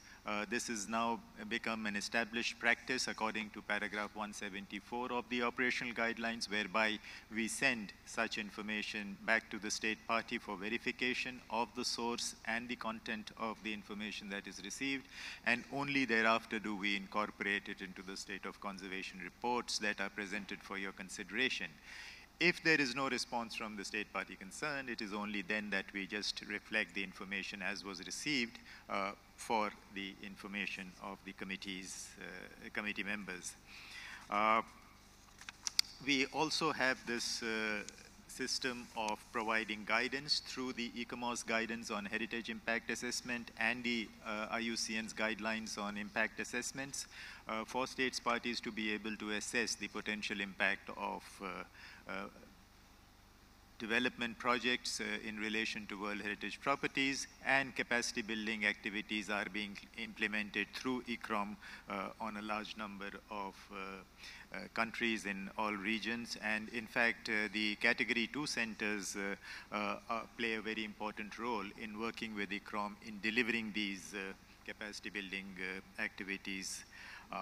Which brings me to the next part of this document, which deals with the capacity building on all aspects of planning, management, and monitoring of World Heritage properties. As you may have noticed from the Secretariat's report, a large number of capacity building activities have been implemented and continue to be implemented to meet the needs of professionals and institutions within your countries. And these are again being implemented through the cooperation with the advisory bodies and the Category 2 centers. We are also building capacity, as you have heard, of committee members through the orientation sessions following the elections of new members, and then having them at least 4 times before the committee session meets. So we will continue. You will see in the document we have said that we will continue all these efforts, and there are other initiatives that we will be launching to ensure that this dialogue and communication, as well as transparency in the implementation of the committee's, the convention's activities are further enhanced and built upon. The issues of resource constraint has also been raised, so I will not go into that. This is something that the Budget Working Group will also consider in greater detail later on. There is the issue of the committee's governance itself, which was raised, that the committee has a specific role to play in the governance of the convention, and one of the recommendations from the meeting with the Director General was to ensure that the divergence between the recommendations of the advisory bodies and the decisions of the committee is progressively reduced, so that better exchange of views and dialogue takes place, so that there is no major departures from what is being recommended by the advisory bodies. Civil society participation is also being enhanced in various processes of the convention, and as you know, the work of the committee is webcast. It is online, accessible to anybody who wishes to watch what is going on here. So there is a greater transparency even in the working methods of the committee now. Madam Chairperson, those are some of the highlights of this document that I wanted to point out. And of course, I'm sure that many of these issues, as was raised in the previous agenda item, will also continue to be raised when we come to item 7 and 8, which deal with the state of conservation as well as nominations. Thank you very much. Thank you very much, Mr. Rao, for this interesting presentation. I would like to open the floor for comments on this subject.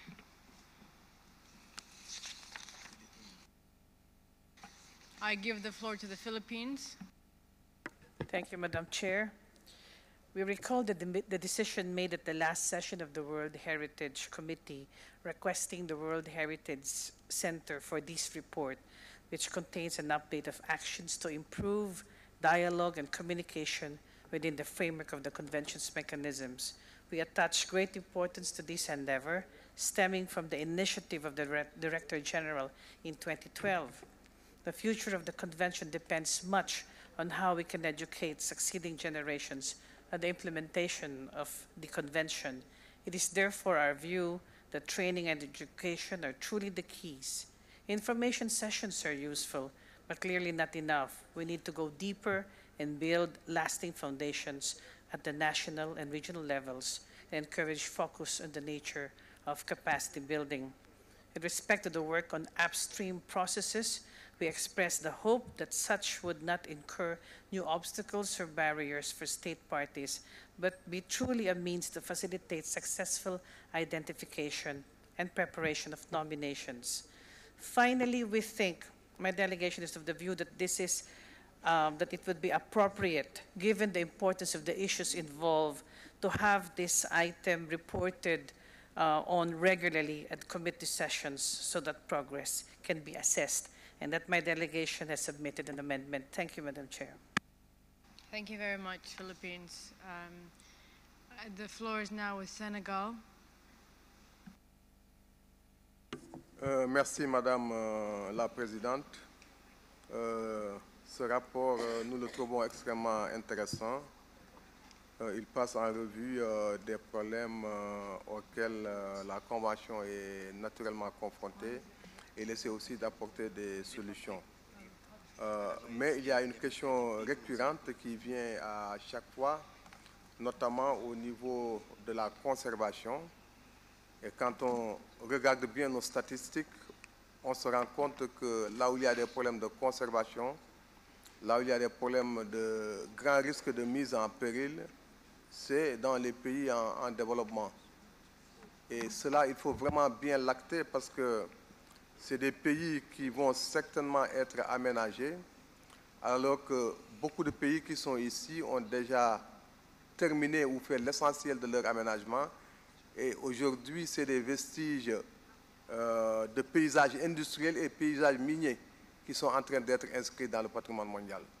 Donc, je crois que vraiment nous invitons les organisations consultatives à essayer d'être les moteurs de la Convention pour explorer à fond cette question.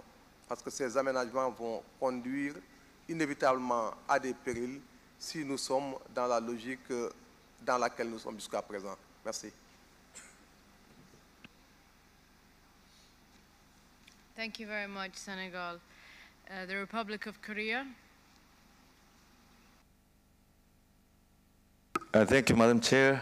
As this is my first time to take the floor, I'd like to congratulate Madam Chair on your chairmanship.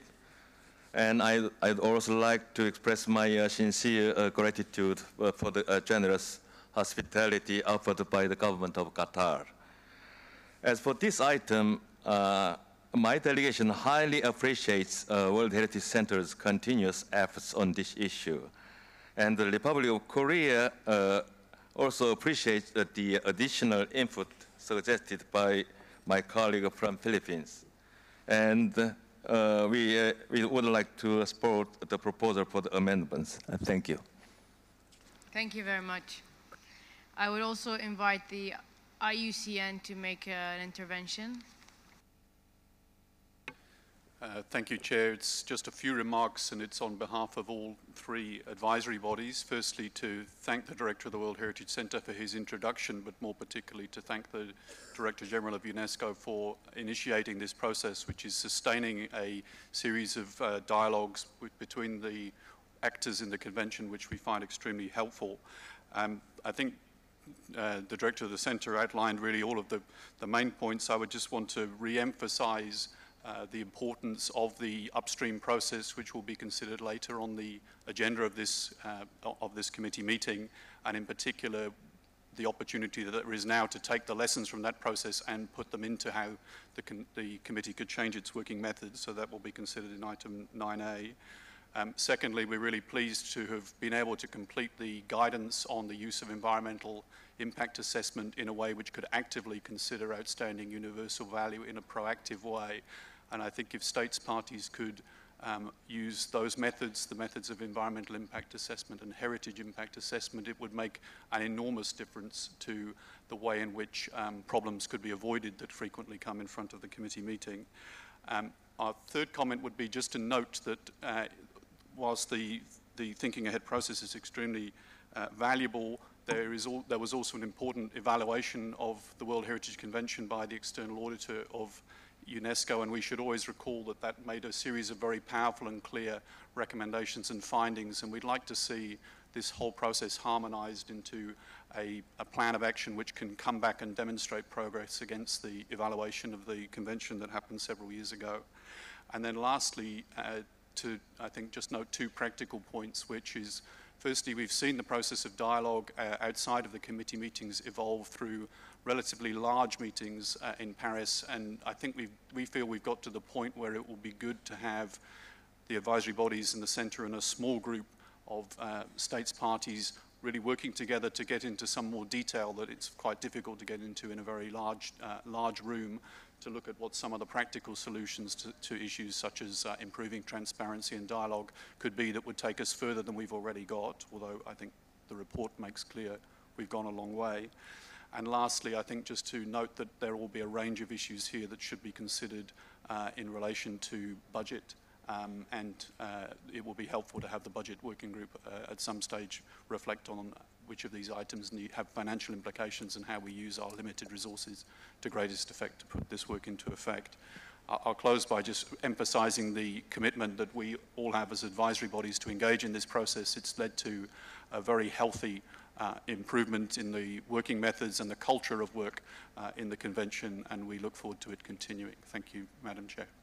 Thank you very much. I would like to take this opportunity to thank the advisory bodies, ICOMOS, ICROM, and the IUCN for the openness and transparency in their presentations. I think in doing so, you'll be very much helping the member states in their future endeavors.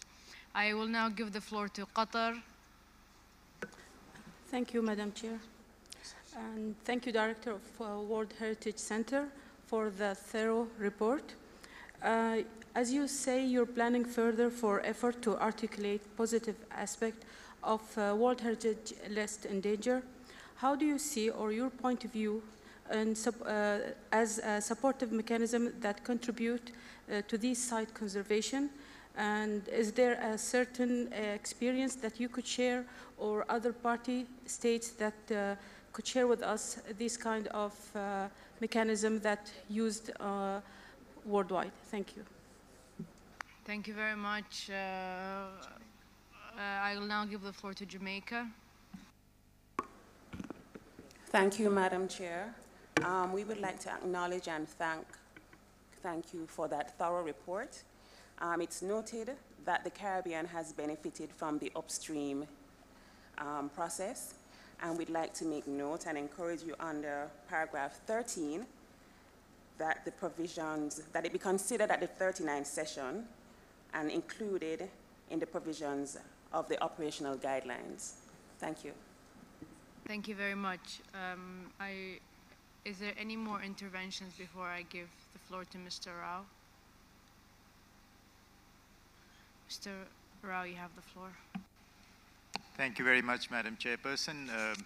I thank the distinguished delegates for all their interventions. Most of them were by way of comments only, supporting comments and suggestions. We have taken note of these suggestions, and we will work on them and include them in follow-up reports.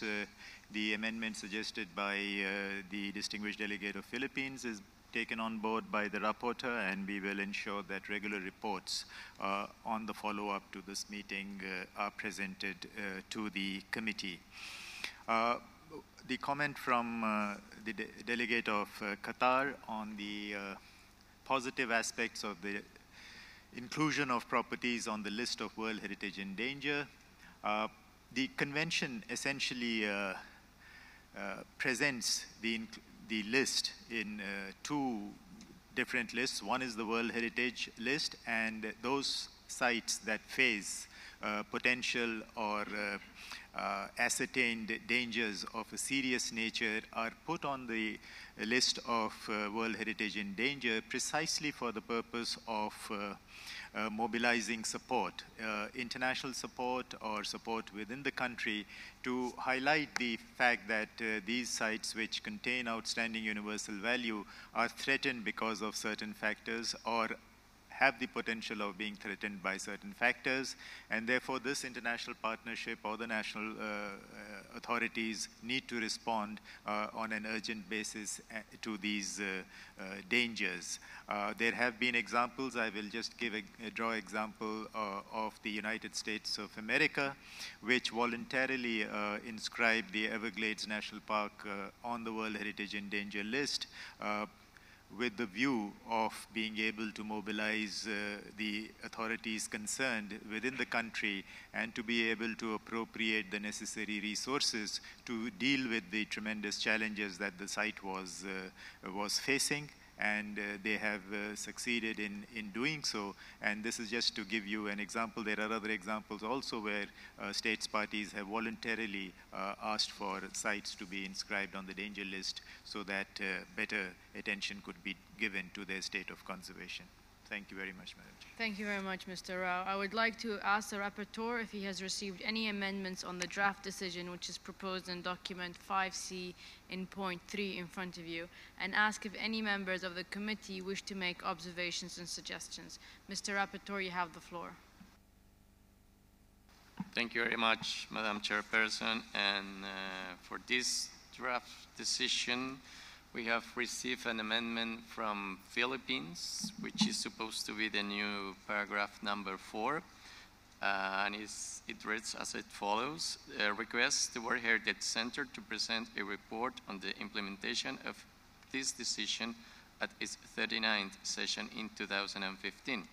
So this is the only amendment we have received. Probably in order to be more clear in the language, we can just add the word a progress report on the implementation of this decision and the rest. So please, Madam Chairperson. Thank you very much. On this matter, I would like to give the floor to Mr. Rao.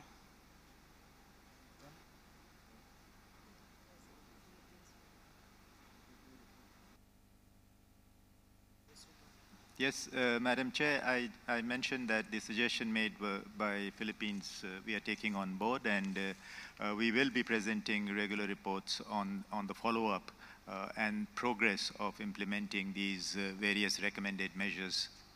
Thank you. Thank you. Thank you very much. Have committee members any further questions or remarks? I see none. Therefore, draft decision 38-5C is adopted as amended. Thank you very much. We will now go to item 5D in the agenda, which is the World Heritage Convention and Sustainable Development Document. Please note that document 5D will be the basis of our discussion. I would like to invite Mr. Giovanni Boccardi from the World Heritage Center to briefly present this item. Please, Mr. Boccardi, you have the floor. Thank you. Thank you, Madam Chairperson. Good morning, everyone.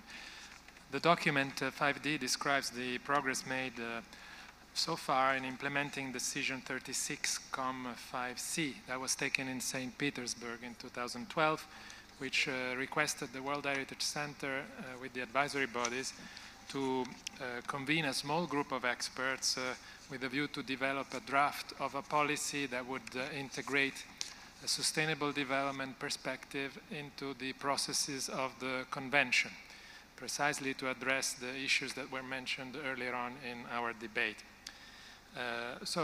This has been done. A group of experts has been identified in close consultation with the advisory bodies. And work is in progress, although somewhat hampered by the lack of resources, which forces the experts to work remotely and has prevented a sort of a consultation among them so far. Now, the slide in front of you refers to the UN Conceptual Framework for Sustainable Development. It is taken from a report called Realizing the Future We Want, prepared in the wake of the Rio +20 conference on sustainable development. This is the reference that we have also adopted in sort of shaping our work. However, we also, of course, took into account the outcome of the 40th anniversary of the World Heritage Convention. So as you can see, the diagram describes a paradigm of sustainable development. Well, maybe you cannot read it because it's too small, but it includes the core dimensions of sustainable development, ranging from environmental sustainability to inclusive social and economic development, as well as peace and security, and a number of enablers. The next slide, please. So the approach we have taken, as I said, refers to that diagram. Now, of course, in the policy, what we want to do is to highlight and acknowledge the intrinsic and major contribution of World Heritage to sustainable development. As mentioned by IUCN's Director General, there is an obvious sort of relation there, which is inherent to the conservation of heritage. But at the same time, we also realize that sustainable development is somewhat larger than protecting world heritage. And therefore, there is a need to also articulate the relationship between conserving the outstanding universal value of World Heritage properties and a number of other concerns. So we have come up with a list of 8 dimensions of sustainable development, which are shown on the slide, that we are considering in the draft policy. For each of these dimensions, an expert is looking at which principles should be sort of adopted by the convention that would guide the implementation of the convention so as to include concern for those objectives. An additional expert has been identified who will look specifically at the overall approach and the integration of all these dimensions, which are all, of course, mutually interdependent and inseparable. We are also looking at general principles, such as, for example, the issue of scale mentioned by Tim Batman earlier on, which, of course, is cross-cutting across all of the dimensions.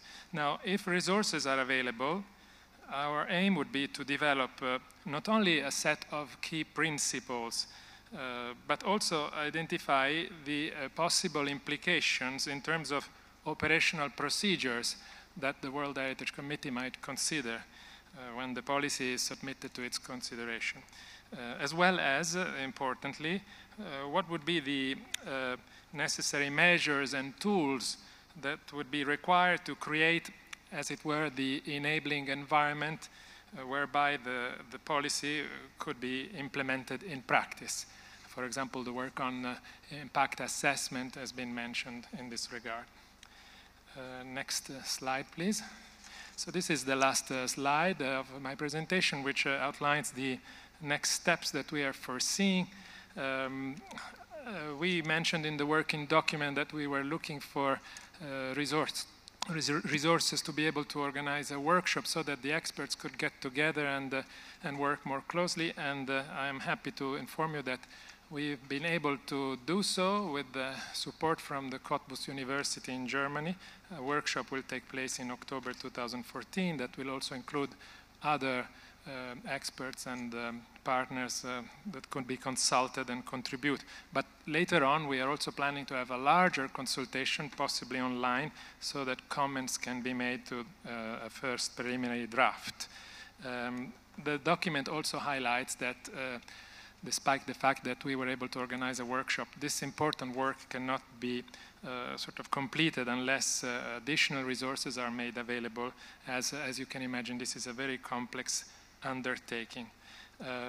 So the draft decision is in page 3 in both the English and French document. I understand, Madam the Chairperson, that ICOMOS, on behalf of the advisory bodies, would like to make a very brief statement on this point, if you allow them. Thank you. Thank you very much. ICOMOS, you have the floor. Did they say ICROM or ICOMOS? ICOMOS. Thank you, Excellency. The advisory bodies welcome the development of a policy document as an essential opportunity to engage more effectively with a broader sustainable development agenda. As has been noted in presentations and discussions in previous items, the discourse regarding sustainability has presented new opportunities for developing stronger connections between heritage conservation and its role as a contributor to the development goals.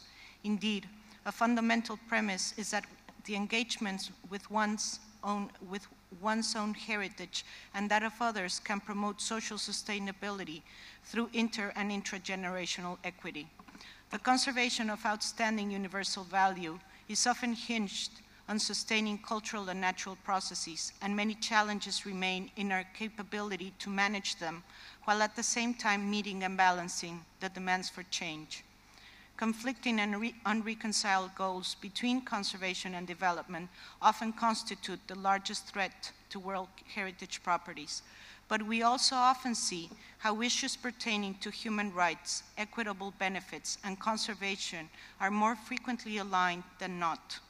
World Heritage sites convey a universal message and cannot suffer from the allure of short-term benefits that usually neglect conservation, the rights of local communities, and sustainability principles.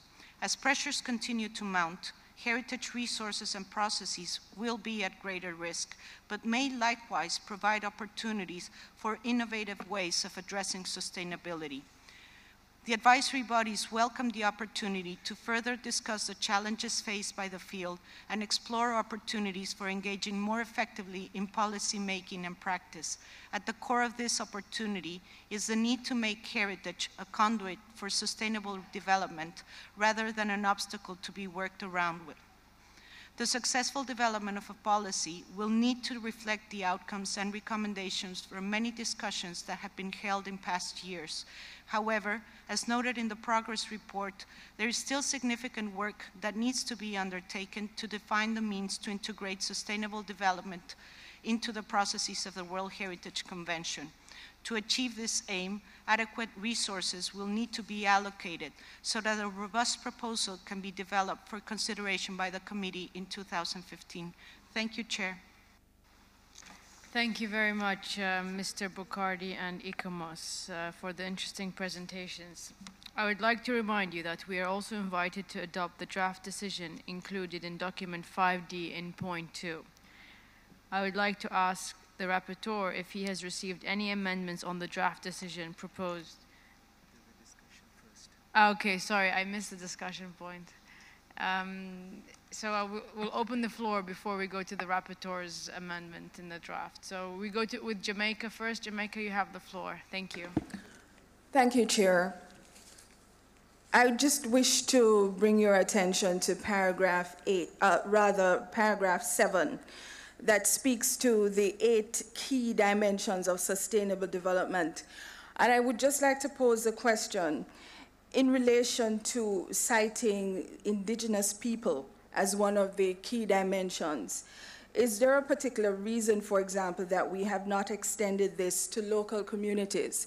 I quite understand the importance of highlighting indigenous peoples, but we need to keep focus on the fact that particularly World Heritage sites in which local communities are the heart and the hub of these designated sites, and they should be included. And we would just like to put on record that we would like to submit an amendment in this regard. Thank you. Thank you very much, Jamaica. Would you like to answer that? Thank you. Thank you, Madam Chairperson. To address the question put by Jamaica, I would like to say that the dimension of inclusive social development as well as inclusive economic development, etc., by definition addresses the local communities, at least in our intention, of course, and that we felt that there was a need to highlight indigenous peoples because of the specific concerns that surround their situation often. But so local communities were the main target by definition, so obviously that we didn't mention it in particular. But we can, of course, add that wording. Thank you. Thank you very much. We will give the floor now to Portugal.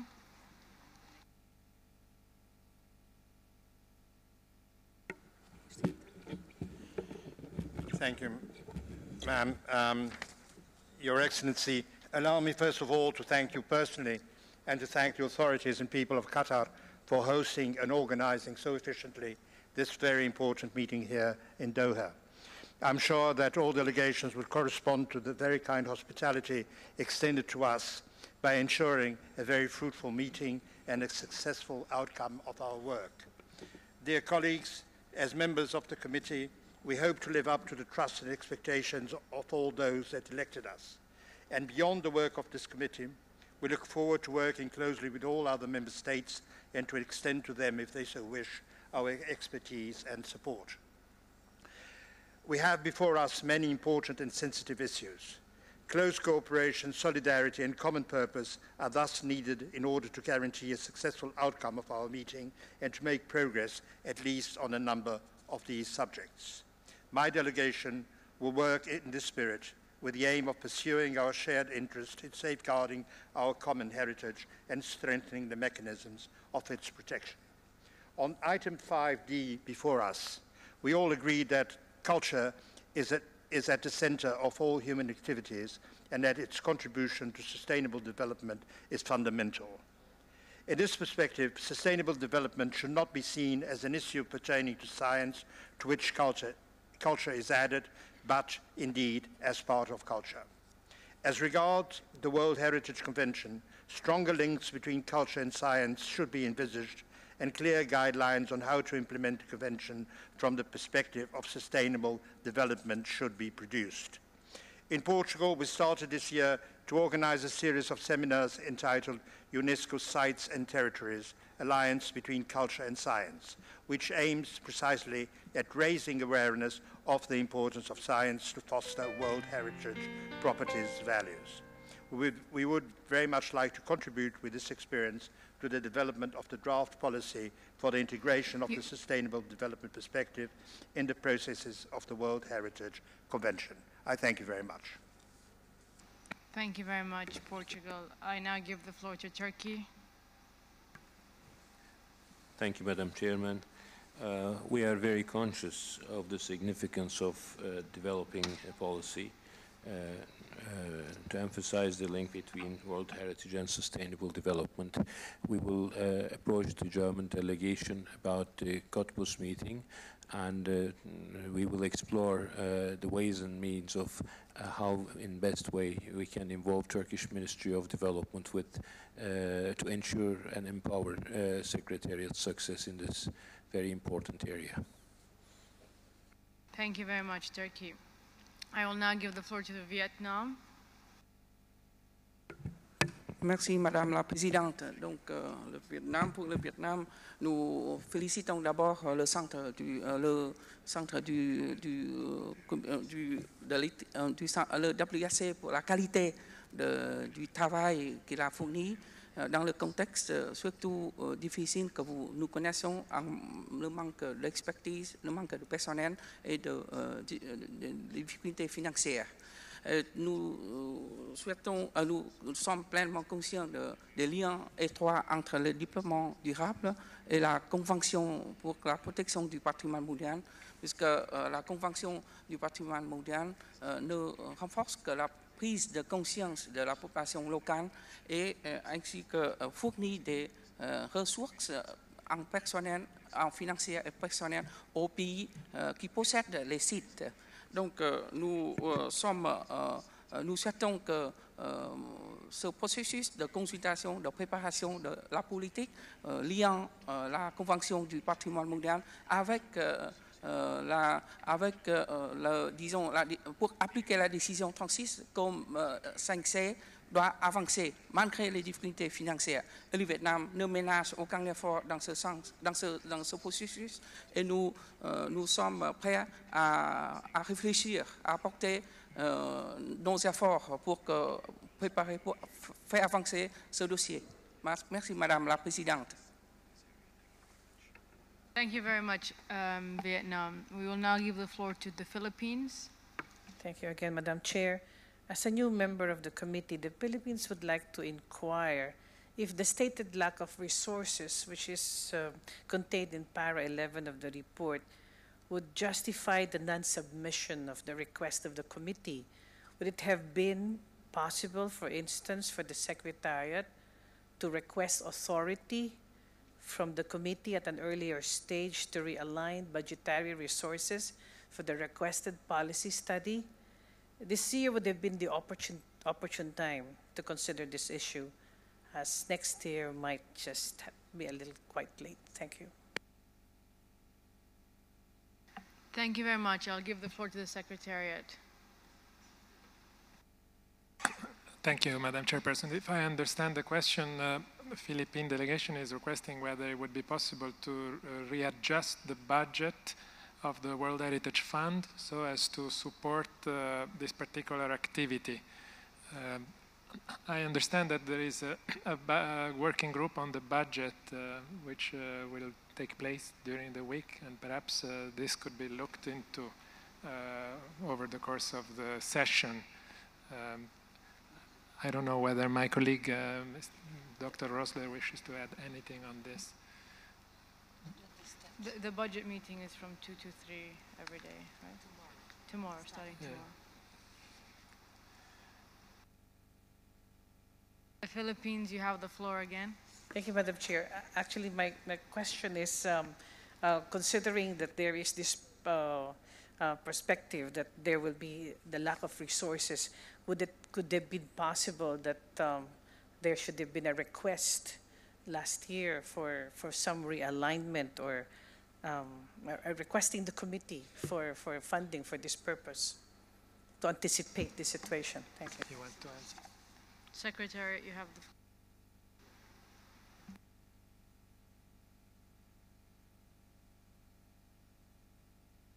The Secretary. Thank you very much, Madam Chair. I think we have informed the World Heritage Committee about the critical financial situation which concerned both the regular program and also the World Heritage Fund. So I think you are fully aware of the situation. So for projects like this, we had envisaged that extra budgetary funding could come in. So there is also a plea to state parties to continue the work in this sense. But I think also further discussions on the World Heritage Fund will be definitely brought up in the budget group, which starts tomorrow. Thank you very much. Thank you very much. I will now give the floor to Indonesia. Bismillahirrahmanirrahim. Assalamualaikum warahmatullahi wabarakatuh. Indonesia would like to welcome this connection and integration of World Heritage Convention and Sustainable Development. We would like to ask Mr. Bukhari, are we going to develop a kind of an instrument or to see the progress of this connectivity? Because Indonesia think it's very, very important. It is probably the first time that we are going to see the World Heritage Convention to be very futurative. We look to the future, future-oriented. And then we need to establish also in the state level, state member, the policy to develop this linkage between World Heritage Convention and Sustainable Development. Could you give us more explanation to that? And we would like to welcome also the intervention of connecting science and culture, and not only science and culture, but I think science, culture, and environment. Thank you very much. Assalamualaikum. Secretariat, you have the floor. Thank you. With respect to the question by the distinguished representative of Indonesia, the policy that is being developed could also include if possible, a number of indicators that could be then embedded into the periodic reporting progress and be monitored for progress, so as to express the extent to which the implementation of the convention contributes to sustainable development, and at the same time the extent to which, of course, development is promoted while conserving outstanding universal value. So this is entirely possible, and it would be also desirable if one considers that at this moment we are trying to get culture and heritage integrated into the post-2015 development agenda, and of course this will be only possible if we come up with meaningful indicators, quantitative and qualitative, that will be able to express how we are going to do this. So I think it's a very good suggestion. Thank you very much. I now give the floor to Germany. Thank you, Madam Chair. Just a very small comment on policy development. We would like to remind that, at least for the natural heritage sites, we have another big international convention which is almost as universal as the World Heritage Convention, which is the Convention on Biodiversity. And this Convention on Biodiversity has 3 pillars, one of them being conservation, but the other one being exactly sustainable use, and the third one being the access and benefit sharing. And I would like to remind the committee and the states parties that this is a convention which has now more than 20 years of history and has developed a lot of policy approaches to different aspects of sustainable use of natural resources, covering also, in a great aspect, cultural landscapes. And I would kindly remind us that we take into account what has been done there for not doubling work, and I think that relates to scarce resources again, and for the need to liaise very well with other international conventions, which are, to this subject, a bit ahead of the World Heritage Convention. Thank you. Thank you very much. Secretary, you have the floor. Thank you for reminding us that many other conventions are ahead of us, and this is precisely why we want to catch up, and we are certainly going to, of course, take into account what has been done outside of the World Heritage Convention, and include our colleagues from other environmental agreements into the consultation process, as we have already done, for example, in the meeting that took place in Ouro Preto in Brazil in 2012, where the representatives of these conventions were present. So yes, thank you so much. Thank you very much. So if now there are no more interventions, we shall move on to the rapporteur. I would ask the rapporteur to mention any amendments if he has received any. Thank you. Thank you very much, Madam Chairperson. And as per decision 38.5D, we have received an amendment from Jamaica, which is supposed the new paragraph number 4. But before reading that out, allow me just to mention that in paragraph number 2, and just in order to uniform the decisions that we are taking here, and the language, we can add the date and place of the meetings of the World Heritage Committee sessions that are announced in this paragraph. So we can add just in as follows: recalling decision 35.5E and 36.5C adopted at its 35th and UNESCO headquarters 2011, and 36 St. Petersburg 2012 sessions respectively, and then the rest. And then we add the new paragraph number 4 as proposed by Jamaica, reading as follows: acknowledge the 8 key dimensions of sustainable development, namely inclusive economic development, environmental sustainability, peace and security, resilience, disaster risks reduction, gender equality, local communities, indigenous peoples, and human rights. This is the only amendment we have received. So with this included in the text, I think you can proceed for the adoption. Thank you. Thank you very much, Mr. Rapporteur.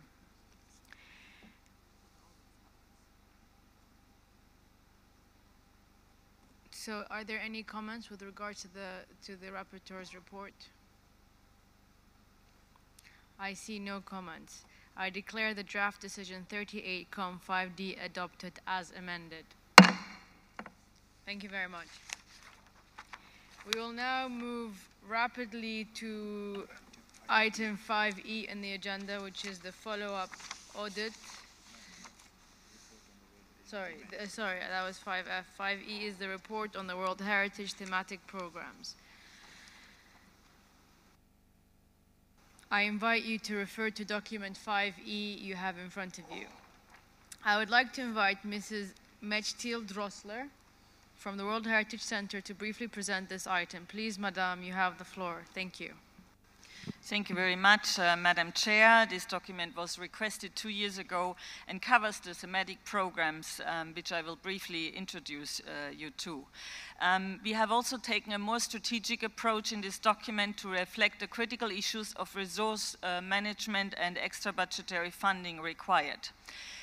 Next slide, please. Section A covers the World Heritage. Next slide, please. Section A covers the World Heritage Cities program, which had a number of critical activities focusing on strengthening the theoretical framework relating to urban conservation by the systematic application of the approach carried by the recommendation on the historic urban landscape for the conservation of urban ensembles inscribed on the World Heritage List or nominated.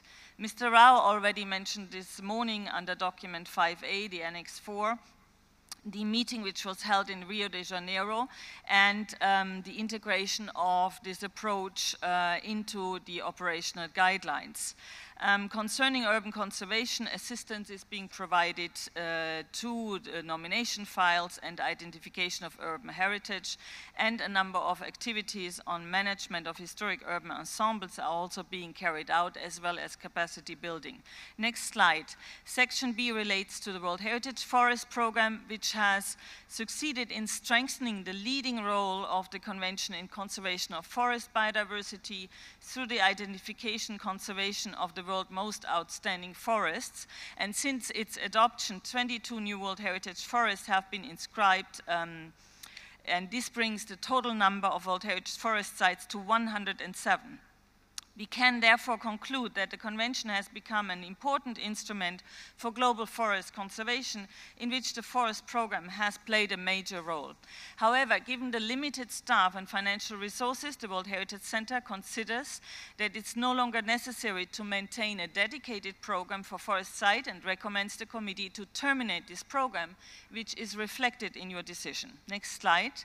Section C refers to the World Heritage Earthen Architecture program, with the main achievements on the follow-up to the International Colloquium on World Heritage Earthen Architecture held in UNESCO in 2012, and the establishment of a network of more than 400 experts in earthen architecture conservation. This exchange continued in meetings in Grenoble, and I would like to highlight the Terra 2016, which will be organized in Lyon in July 2016. Next slide, please. Section D contains the follow-up to Decision 36-5E, and we have gone a long way since the adoption of this program on sustainable tourism 2001 and then relaunched in 2012.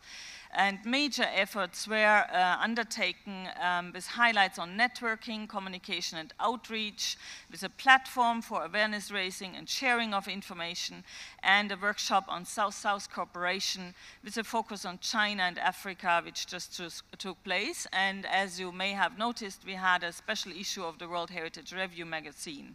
On capacity development, an online how-to guide was developed for key stakeholders.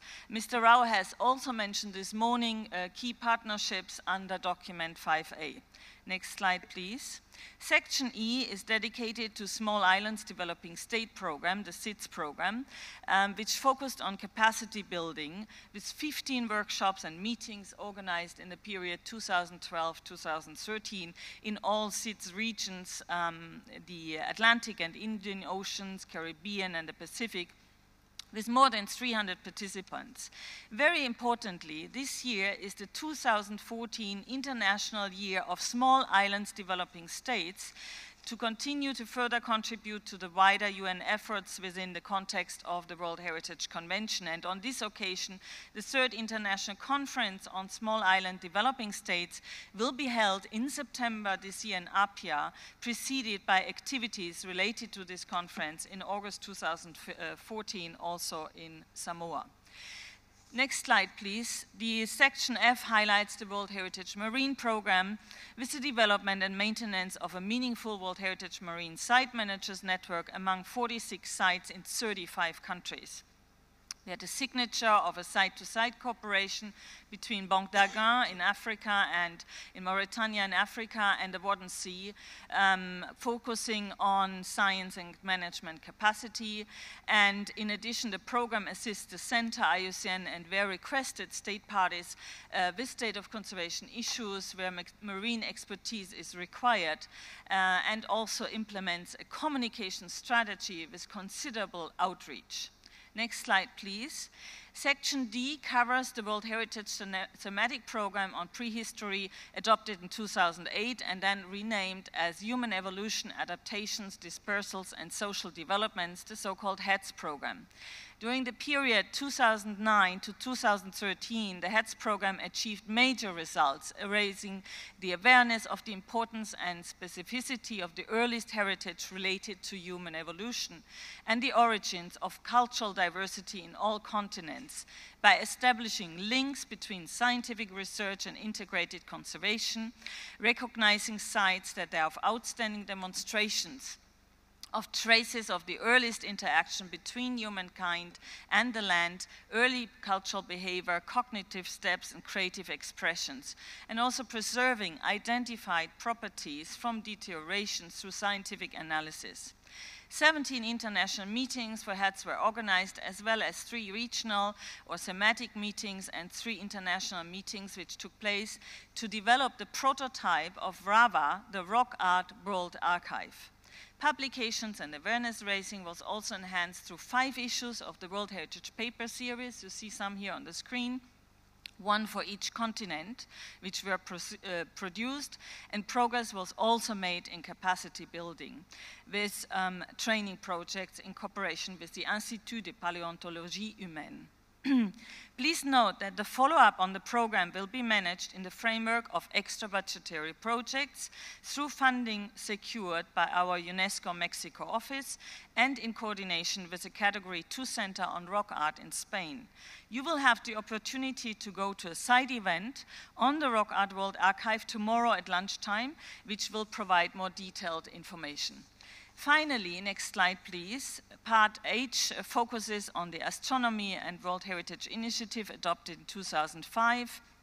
There was the development of a science culture network in support of the World Heritage Convention among designated national focal points, the signature of a memorandum of understanding between UNESCO and the International Astronomical Union focused on providing state parties with expertise in preparing nominations for the inscriptions of sites that bear witness to major breakthroughs in the development of scientific knowledge, and substantially increased recognition for the convention by the scientific community as an effective mechanism for protection of scientific and technological sites.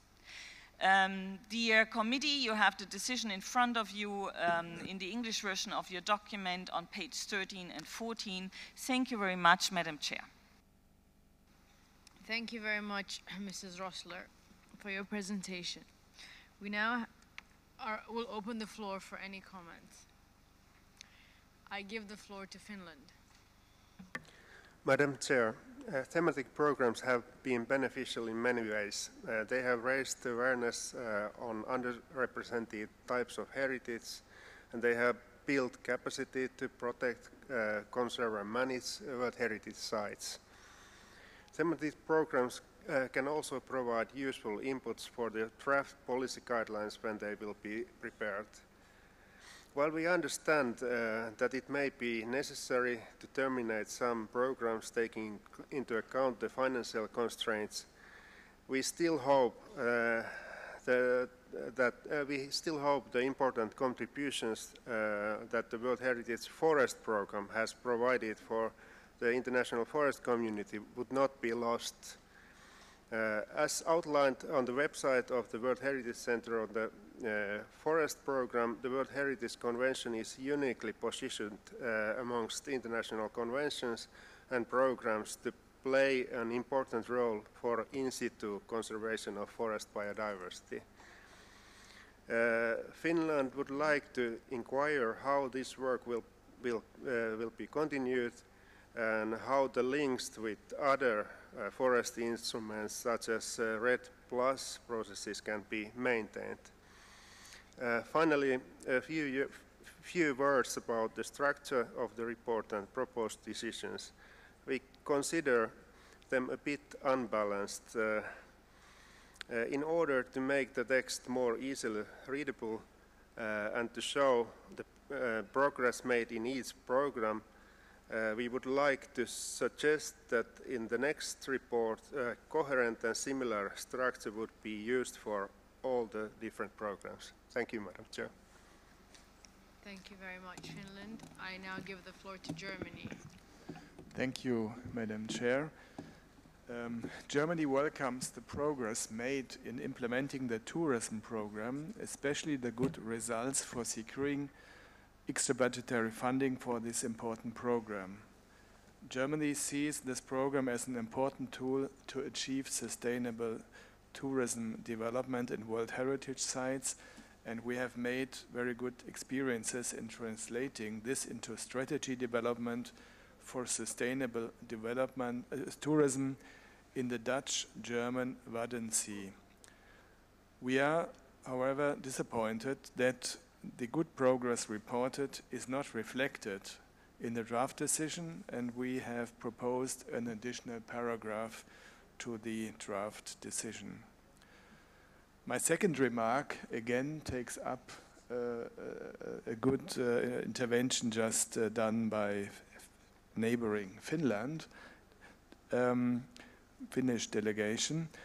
Germany is also surprised to see the proposal to phase out the forest program, given that forest sites play an important role on the World Heritage List.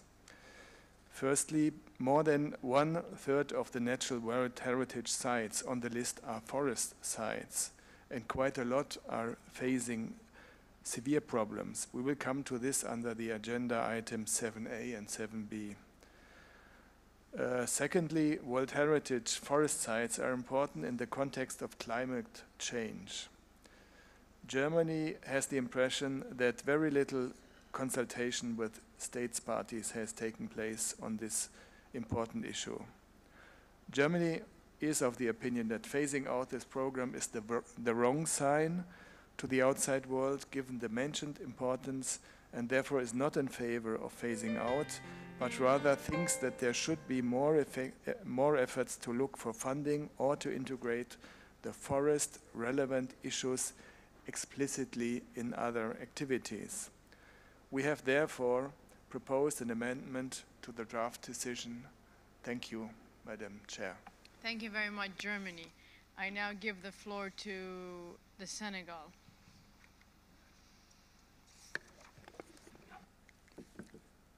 Merci, Madame la Présidente. Madame la Présidente, la synergie des programmes est essentielle par rapport à ces programmes thématiques au niveau de certaines conventions. Je veux parler de la synergie entre le programme du patrimoine mondial, les changements climatiques, la biodiversité, et même au niveau de l'OMC, l'Organisation mondiale du commerce. On nous parle dans le projet de décision des résultats obtenus dans le programme forêt et surtout la décision d'y mettre fin progressivement.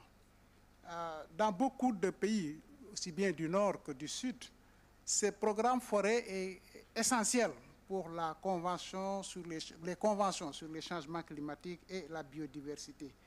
Alors, nous aimerions avoir plus d'informations sur les résultats dont on parle ici. Et dans certains pays comme le nôtre côtier, la gestion des mangroves est essentielle. Même si nous ne sommes pas un pays forestier, nous avons la mangrove, mais pendant longtemps, nous avons eu des problèmes avec les visions du RED plus. Et je pense qu'il faut tirer les leçons des échecs ou de l'échec dont on parle ici pour nous permettre d'atteindre les objectifs, surtout une synergie entre les conventions et ce programme thématique forêt. Je vous remercie.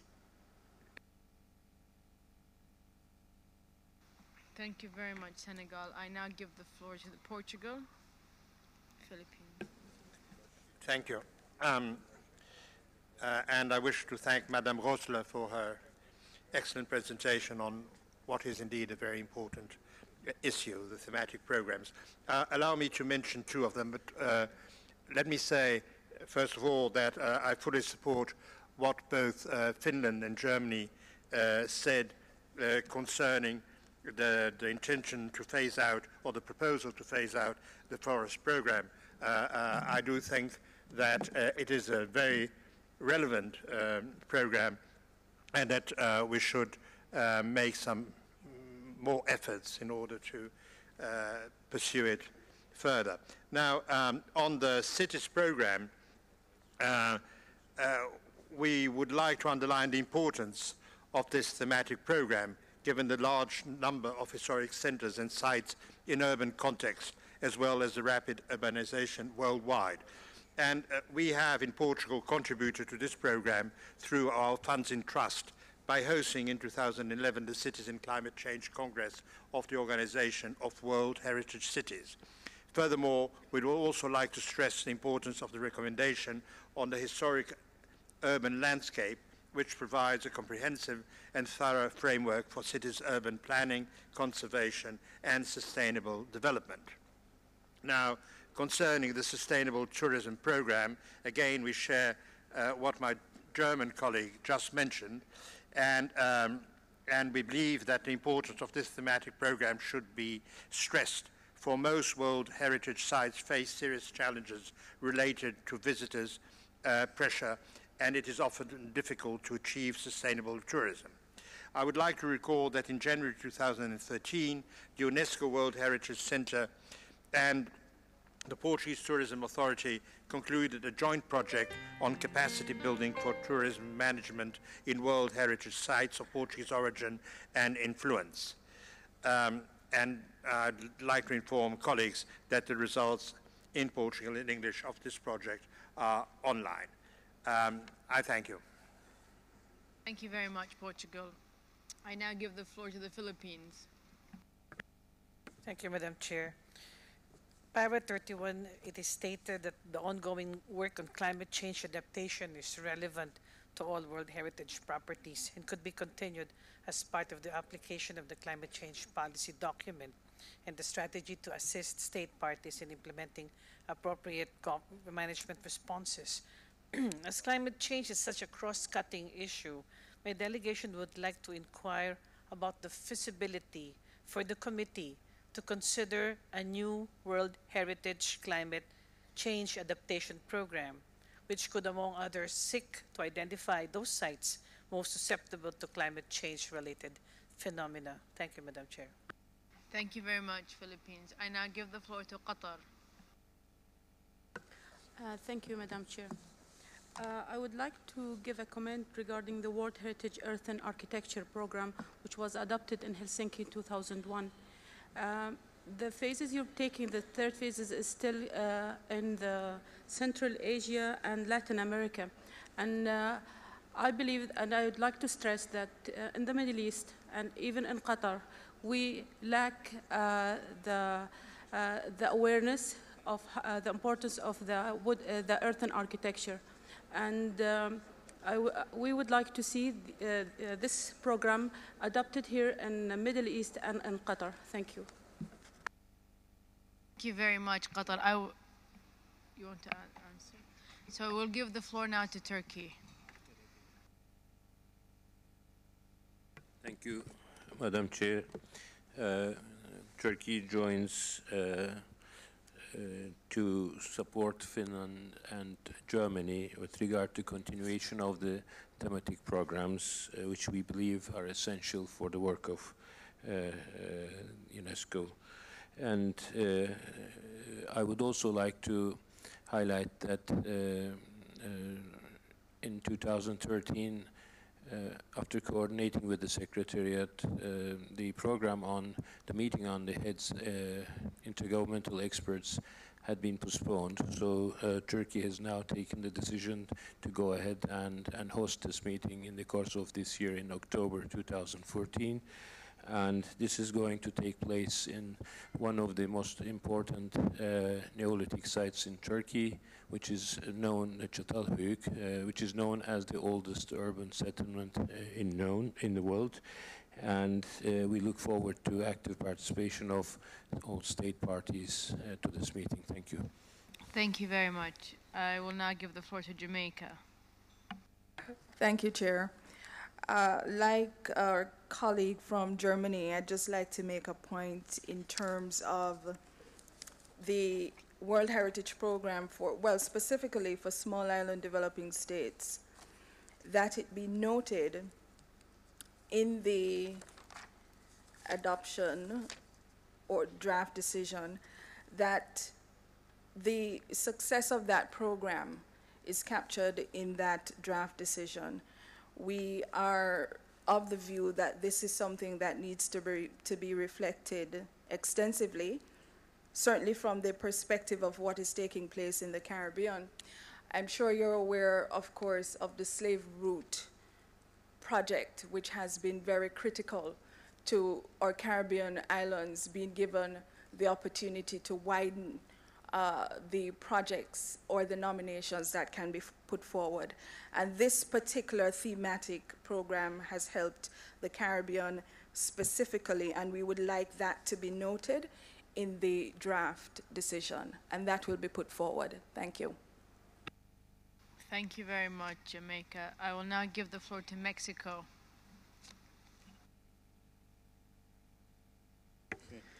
Gracias, señora presidenta. Al iniciar esta intervención, primera nuestra en esta sesión, deseamos expresar nuestro reconocimiento al gobierno de Qatar por la hospitalidad con la que acoge esta 38 sesión del Comité de Patrimonio Mundial, y también expresar nuestro reconocimiento a su liderazgo, señora presidenta. Deseamos reiterar nuestra plena disposición para trabajar con usted y los miembros del comité para que concluyan de manera exitosa los trabajos de esta sesión. Agradecemos el informe que ha presentado la Secretaría de la Convención. En él se menciona, entre los encuentros regionales y o temáticos internacionales que se han celebrado en apoyo a los programas de la Convención, el encuentro sobre los primeros poblamientos de las Américas y la Convención del Patrimonio Mundial, el cual se llevó a cabo en mi país, en la Biblioteca Palafoxiana de Puebla, del 2 al 6 de septiembre de 2013. A este respecto, deseamos expresar nuestra satisfacción por la colaboración y coordinación con la Oficina UNESCO en México, la cual trabajó en colaboración con el Gobierno del Estado de Puebla, la Comisión Nacional de Áreas Naturales Protegidas, CONAMP, y el Instituto Nacional de Antropología e Historia de México. Estamos comprometidos a continuar trabajando de manera coordinada en favor de la Convención. Y, si me permite, desearía aprovechar un minuto más para hacer una breve mención. No, gracias. Thank you very much, Mexico. I'm sorry, we have one committee member, India. You have the floor. Thank you, Chair. I wanted to make a comment on the World Heritage Cities program, which is of particular interest to India, especially because India is going to launch a major urban renewal mission, which is actually a second phase. And I believe UNESCO World Heritage Secretariat was working with the UNESCO field office in India. But I also, we have come to know, and this was of course in association with World Bank, I believe that there is substantial work done by the UNESCO field office which could dovetail into this particular segment, and especially implementation of the historic urban landscape. So I would just like the Secretariat to take note of that and have more of, consistency and synergy in the field office and the center work. Thank you. Thank you very much, India. We have one more intervention from Indonesia. Bismillahirrahmanirrahim. Assalamualaikum warahmatullahi wabarakatuh. Indonesia would like to appreciate the summary on 38Com. We would like to have a response from the Secretariat about the World Heritage, the connection to the economical development, because many of our problems is actually, for example, with tourism, with business, the development of industrial development, urbanization. It has got something to do with the economical development. We would like to know whether there is a program on that. Thank you very much. Assalamualaikum warahmatullahi wabarakatuh. Thank you very much, Indonesia. I will now give the floor to Mr. Rao to make some comments on your interventions. Thank you very much. Thank you very much, Madam Chairperson. I'll respond to some of the comments and questions that have been raised, and then my colleague Mechtel will supplement them. Firstly, of course, thank you very much to all the committee members and other states parties who have intervened on this particular document, which summarizes the progress and implementation of the various World Heritage thematic programs. I will address some of the comments and questions that have been raised, in particular in relation to the forest program. But before doing that, let me preface my comments by saying that the reason why the World Heritage Committee started this practice of instituting specific thematic programs was essentially to address gaps in the World Heritage List on certain themes like forest, marine, the fact that small island developing states were not well represented on the World Heritage List, and so on. The issue there is that these thematic programs were supposed to work on a thematic study, carry out a global thematic study, to identify which are those potential areas where there is the possibility of presenting nominations in that particular thematic area. Subsequently, the help and assistance provided for preparing those nominations, having them inscribed on the list, building capacity to manage those sites, and providing more guidance on how to manage and deal with the challenges of managing these sites. This is basically, in short, the kind of objectives that these thematic programs have. Once having reached a certain stage in the evolution and development of these thematic programs, there has to be a sunset clause to some of these thematic programs. They cannot continue, I'm sorry to say, but given the resource constraints and given the staffing situation, there is no way that these thematic programs, which have a limited objective, can continue forever. They have to have a sunset clause. And as my colleague has explained in presenting the forest program, she has clearly identified how the forest program has successfully achieved its results. 22 forest landscapes have been inscribed on the list. We have built capacity on the management of World Heritage forest sites. There is a resource manual on managing natural World Heritage sites. We have done work on climate change in World Heritage sites. There is a publication that is now coming out which is a guide on adaptation planning for natural World Heritage sites, which has just been published, and you can have copies of that. We have estimated the carbon content of World Heritage forest sites. It's not been done elsewhere in UNESCO. 10 billion tons of carbon has been assessed as being contained in World Heritage forest sites. Now, the work then needs to be continued by states parties. And of course, it doesn't mean that because a thematic program has been closed down, that we will not continue to work. We'll continue to work in supporting nominations. We'll continue to work in building capacity. We will continue the work as it goes on. We'll continue to do the work in relation to climate change and World Heritage across the board, across the spectrum of various categories of World Heritage properties, not just forest properties. So closing down a program does not mean that we will stop working on World Heritage forest sites. That is the clarification that I wanted to provide, and then you have yourselves had the discussion on how the capacity within the Center on Natural World Heritage has diminished. We do not have a forest expert. The advisory bodies, IUCN in particular, is well equipped with a forest program. They have the capacity. They will also continue to provide support to member states on the requirements or specific requirements of capacity building, management, monitoring, etc. of World Heritage forest sites. So I just wanted to present this issue in this perspective that stopping a thematic program does not mean that we are stopping the work in relation to that category of or that thematic category of World Heritage properties.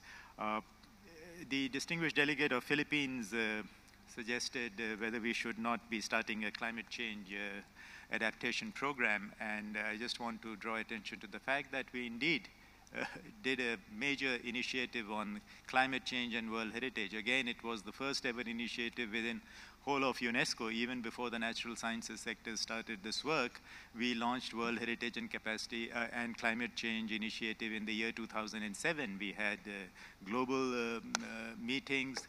We have developed a strategy and a guide on managing World Heritage properties in the face of climate change. We have put together a case study publication covering 26 World Heritage sites from different categories of World Heritage sites from across the world, which is a very popular publication that is available.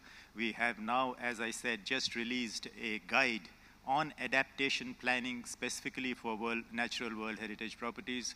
So, and we have developed a policy document on how to deal with the impacts of climate change on World Heritage. So we have done a whole range of work on climate change and World Heritage, and now it is up to member states to implement these strategies and these policies and these guidelines. We have the adaptation planning toolkit which has to be implemented.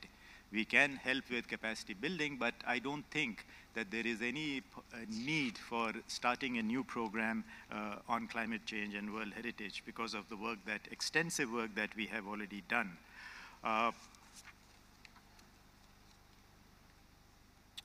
We fully support the intervention of the distinguished delegate of Jamaica. The SIDS program is very important across the house in UNESCO, not just World Heritage, and we have rightly focused on small island developing states both in the Pacific and in the Caribbean, and we'll also move to the African SIDS states, and we will continue to build capacity and help with the better representation of SIDS properties on the World Heritage list.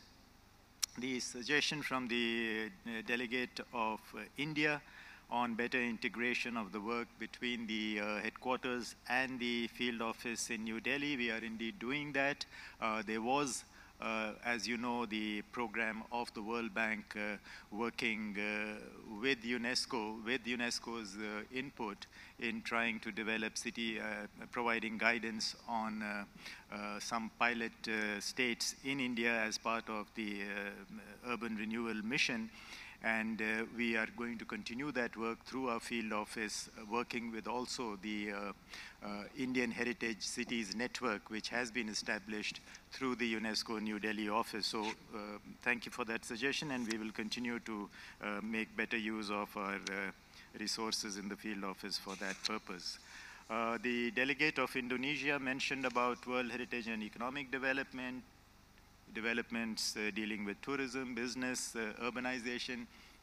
In fact, these are the issues that were addressed in the previous document, 5D, which dealt with World Heritage and sustainable development. And we've had this debate on how we try and mainstream the principles of sustainable development, it's not to oppose any development, but to see how development can be better balanced with the needs of conservation and maintenance of outstanding universal value of World Heritage properties. So we will be sensitive to those concerns, and we will, of course, have more discussion on these aspects when we come to item 7A and 7B, dealing with state of conservation of World Heritage properties. Thank you very much, Madam Chair.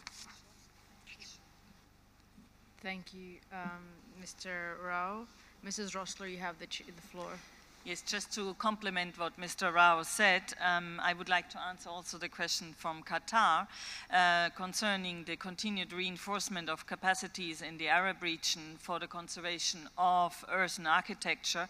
And we certainly will seek opportunities and funding to implement this project here also for the Arab region. I would like to highlight that the proceedings of the international colloquium on the earth and architecture program are published online, and they provide valuable case studies on the conservation of earth and architecture also in the Arab region and in all other regions of the world. And finally, I would like to welcome the comments on the tourism program and the support provided by Germany and Portugal.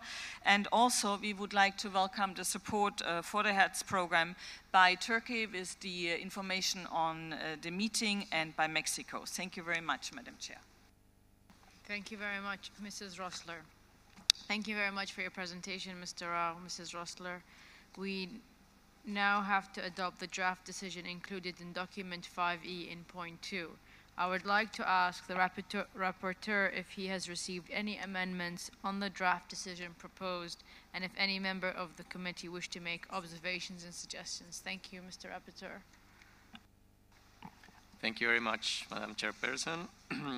And we have, for this draft decision, we have received proposals for amendments coming from Germany and Jamaica. The first one is on paragraph number 4, proposed by Germany, and it is reflected on the screen. And it's reading as follows. Acknowledges the results attained by the forest program, which has achieved its key objectives, and expresses its regrets that no extra budgetary funding could be secured, and asks the World Heritage Center to explore alternative options before phasing out the program. Then we remove the last 3 words.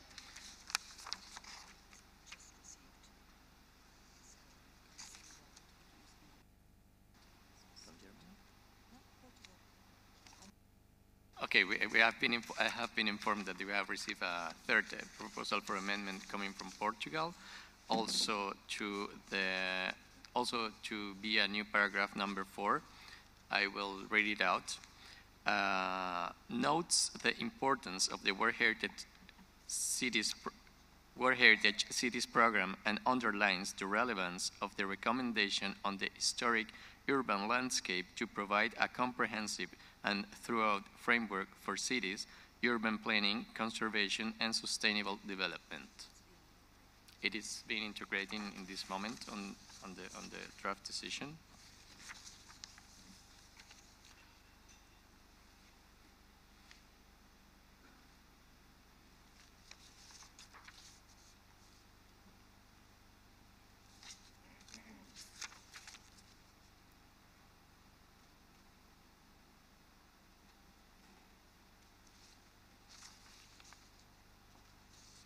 Okay, perfect. Now we can move to the paragraph 8, and Germany has submitted another proposal, a new paragraph 8, as it is on the screens, and it reads as follows. Welcomes the progress made in the implementation of the World Heritage Sustainable Tourism Program and in securing the extra budgetary funding, and encourages the state's parties to participate in the program with national activities. That was the third amendment. And the last one that was sent by Jamaica, as well proposed as new paragraph 8, but I think we can move, it's okay, if okay for Jamaica, we can move it for the new 9. and it's reading as follows: acknowledges the result of the World Heritage Program for Small Island Developing States, SIDS, which has been beneficial to all regions and continues to achieve its key objectives. So with those amendments integrated on the draft resolution, I think you can proceed, but there's one country. Madam Chairperson. Thank you very much, Mr. Rapporteur. I see an intervention by Portugal. Thank you, Madam. I don't want to sound complicated, but could we go back to the amendment proposed by my German colleague on the forests? So it's before that one, I believe. Okay. If it is agreeable to all delegations, I'd rather have it,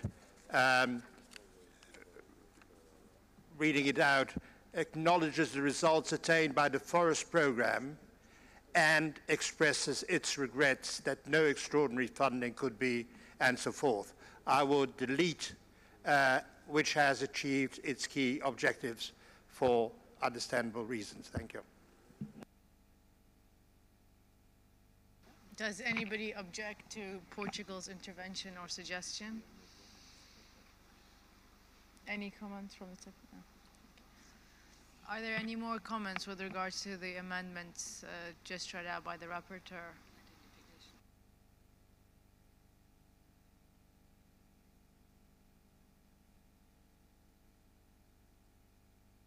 I see there are no more reaction from the floor, so I apologize. Senegal, you have the floor. Merci Madame la Présidente. C'était pour nous soutenir cette proposition du Portugal et de l'Allemagne. Merci. Thank you very much, Senegal. If there are no more comments, I declare draft decision 38.5e adopted as amended. Colleagues, I think that we have come to the end of our morning session. I would just like to make a few remarks to thank you, committee and state members and advisory bodies and observators for your participation in this morning session. I would also like to thank all of your kind remarks with regards to your experience in Qatar since you have arrived. I take this opportunity to thank our state organizations, in particular the World Heritage Secretariat, the Ministry of Foreign Affairs, the Qatar Museums, Qatar Foundation, and the Qatar National Convention Center for working hard to deliver the session to meet your expectations. I also would like to thank all of you for respecting the time limit that has enabled us to breeze through our agenda this morning, and I congratulate you for an efficient and constructive morning. And I hope that we work in this manner during the rest of the week. We will now break for lunch and there will be a few announcements before we break for lunch to continue items 5F and 6 on the agenda. We will start at 3 p.m. prompt, and I will give the floor now to the Secretariat to make their announcement. Thank you very much. Thank you, Madam Chairperson. Just a few announcements. You will see on the screens in front of you that regional groups meetings will be organized. The Africa group, room 243 from 1 p.m. to 2 p.m.